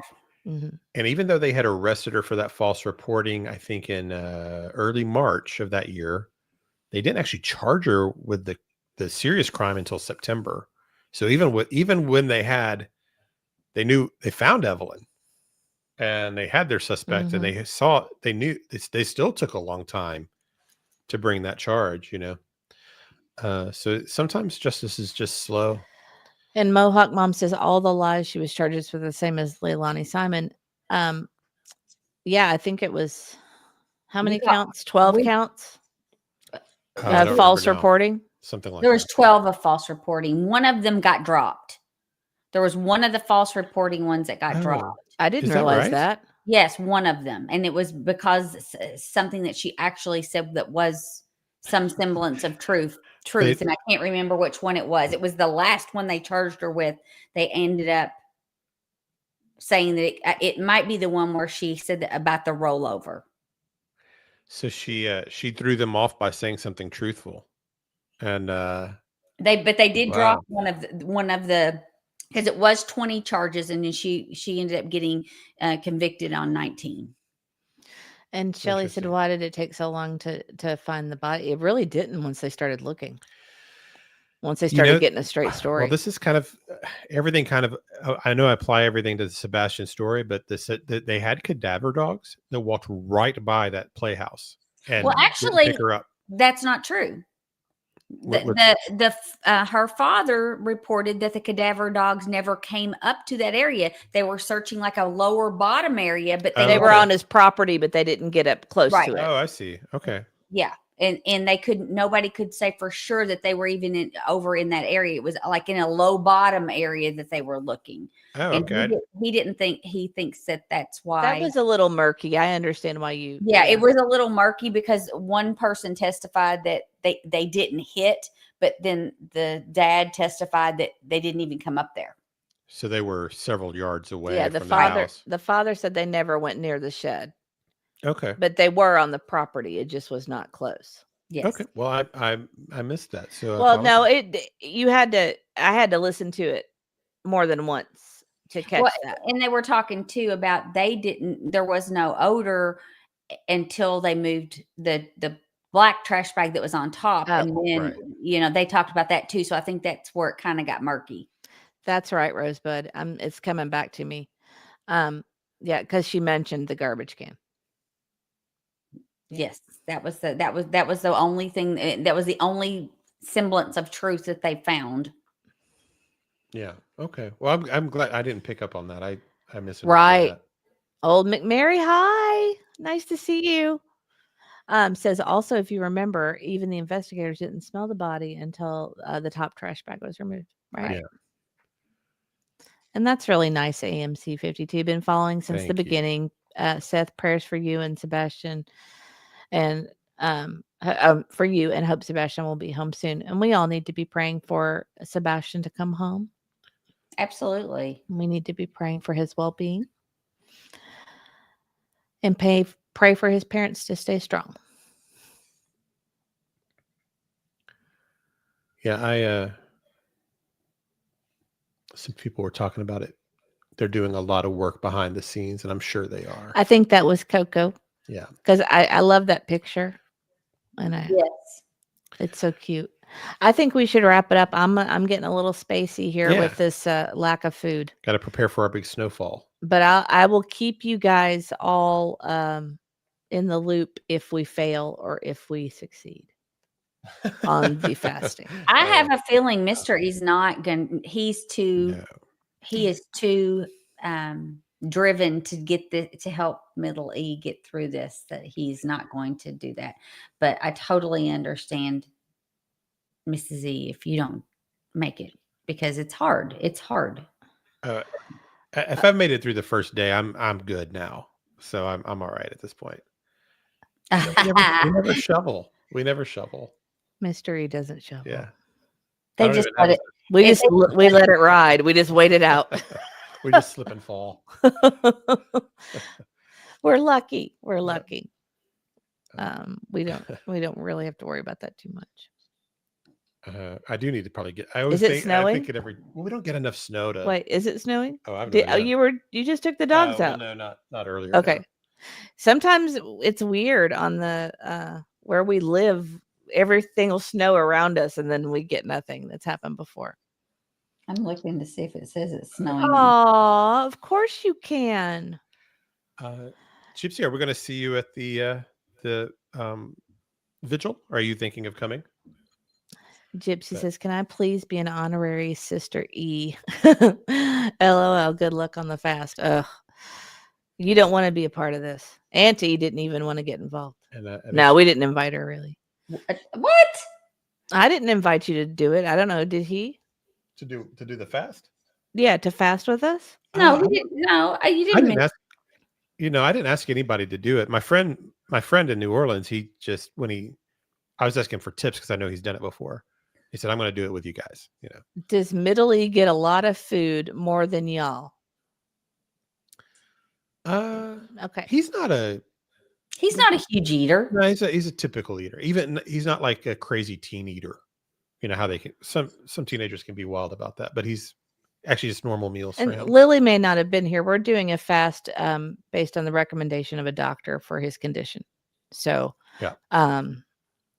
He has to do the fast, and we are trying to be supportive by doing it with him. Yeah, it's kind of like, if I'm going to ask you to do something, I'm going to do it too. Right. We're not, his brother and sister are not participating. His sister, I think, was, which makes it very tough. Yeah. She had some delicious fish tonight. Yeah. Stop. It looked great. She said she's not being rude. Please don't take it that way. Oh gosh, no. We aren't taking it that way. Just some people don't realize. They think that we're not they don't understand and weren't here earlier when we talked about it. No. We're laid back. Real Me Too wants to know how long the fast is for. We're doing a 3-day this time, so 72-hour is what we're doing.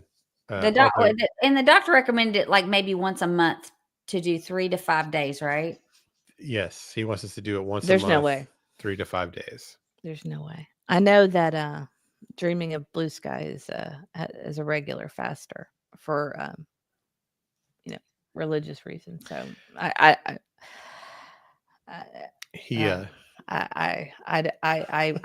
You're not doing this once a month. I love God. I just don't know. Fasting, I don't know. Yeah, I get it. And well, Lily, she said I heard it at the beginning. I was just wondering if he could eat when he was hungry. Well, I told him if he felt like he was out, then he can be out, because I'm not going to do that to him. But he understands why, and he's old enough. It's not like he's a baby or anything. Yes, he's old enough to make the decision if he wanted to do it or not. Yeah, like I've said it before, the kid's tough as nails, and so if he decides he wants to do it, he's gonna, Oh, Karen, I've never heard of thank you, Debbie. Urolithin. Have you all heard of that? No, I haven't. She said, could you take that for autophagy, which is what happens during fasting? I don't know that one. I don't either. I'll have to look that one up. And Gypsy is going to be here. Oh, good. Yay. Oh, good. Well, it'll be good to see you. If any of you are there, I'm 99% sure we'll be there. Unless something something. It would be something like happening out of our control, but otherwise we'll be there. But yeah, please come up and say hi to us at the vigil. We'd like to meet everybody, and because we won't know if you've got an avatar. We won't know who you'll have to tell us. You'll have to come up and say, "Hi, I'm Mohawk Mom," or whoever. Mm-hmm. So that would be great if you catch us there. We'd like to talk to you. Do you want to go? Anything else? I think we need to give Gypsy her super chat song. Oh, well, yeah, we gotta do that. Thank you so much, Gypsy. We appreciate you. I'm trying to find it. All right. Thank you for the super chat. Thank you for the super chat. Thank you for the super chat. Thank you for the super chat. Thank you for the super chat. Thank you for the super chat. Thank you for the super chat.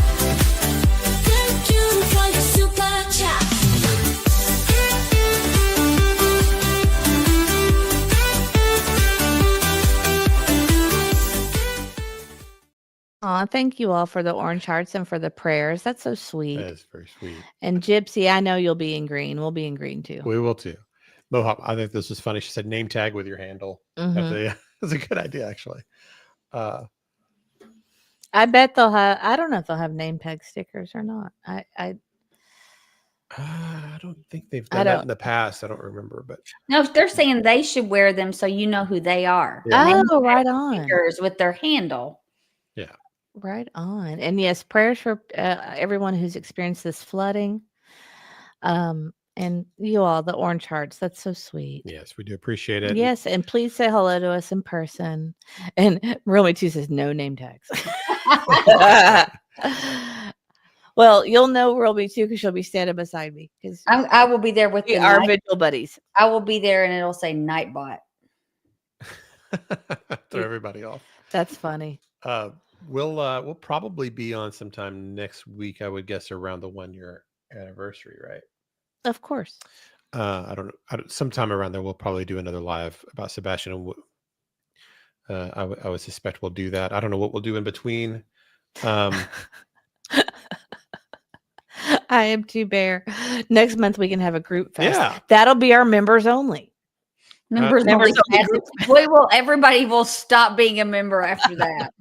Actually, I have thought about doing a mystery novel for members, like a members only kind of book club for a mystery novel. That'd be kind of fun, right? Yeah. We got to do what it is. trivia It too.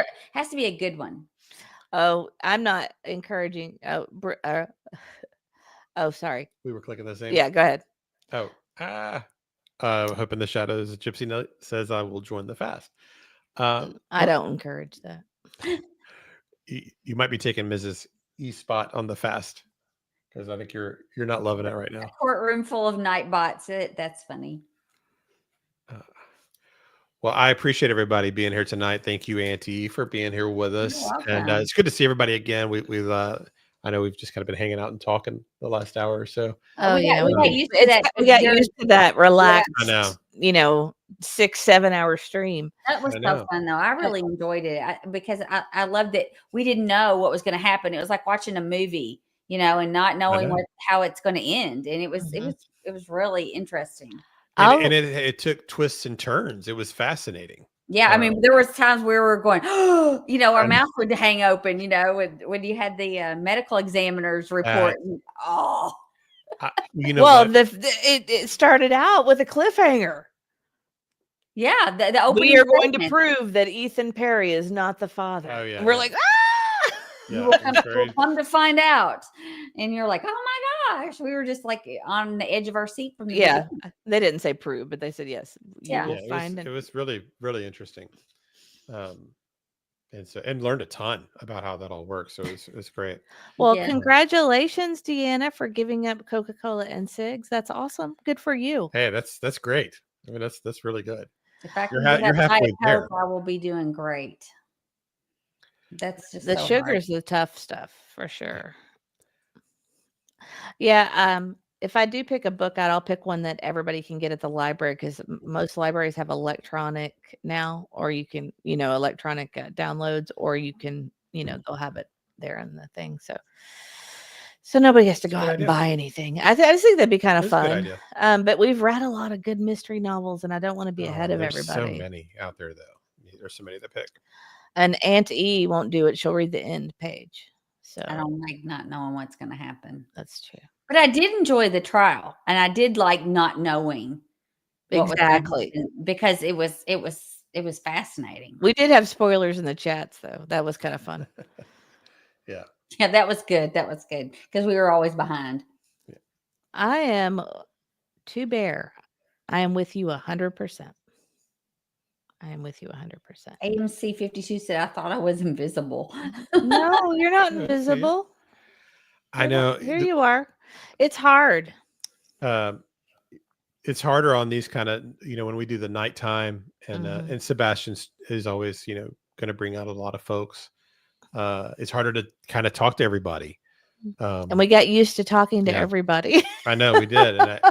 And I go on a little rant for 10 minutes or whatever, and then I know I've missed ton of great comments. It's hard to do. Yeah. Well, let's wrap it up because we are spacey, because we are hungry and tired. So thank you guys so much for joining us tonight. We really appreciate you, and we appreciate all your love and support, and all the love and support for Middle E as well. Definitely. And anything else, you two? No. Can't think of anything. Just thanks for joining us again tonight, and we had a great turnout, and it was a great chat. So thanks. We loved it. Thank you. And I can't find what I need. Okay, here we go. Good night, everyone.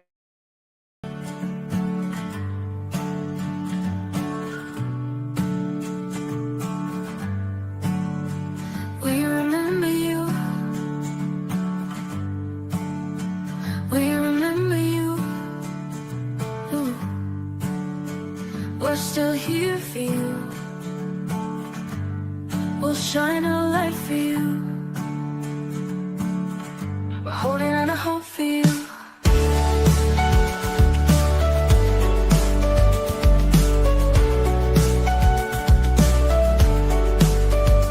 We remember you. We remember you. Ooh. We're still here for you. We'll shine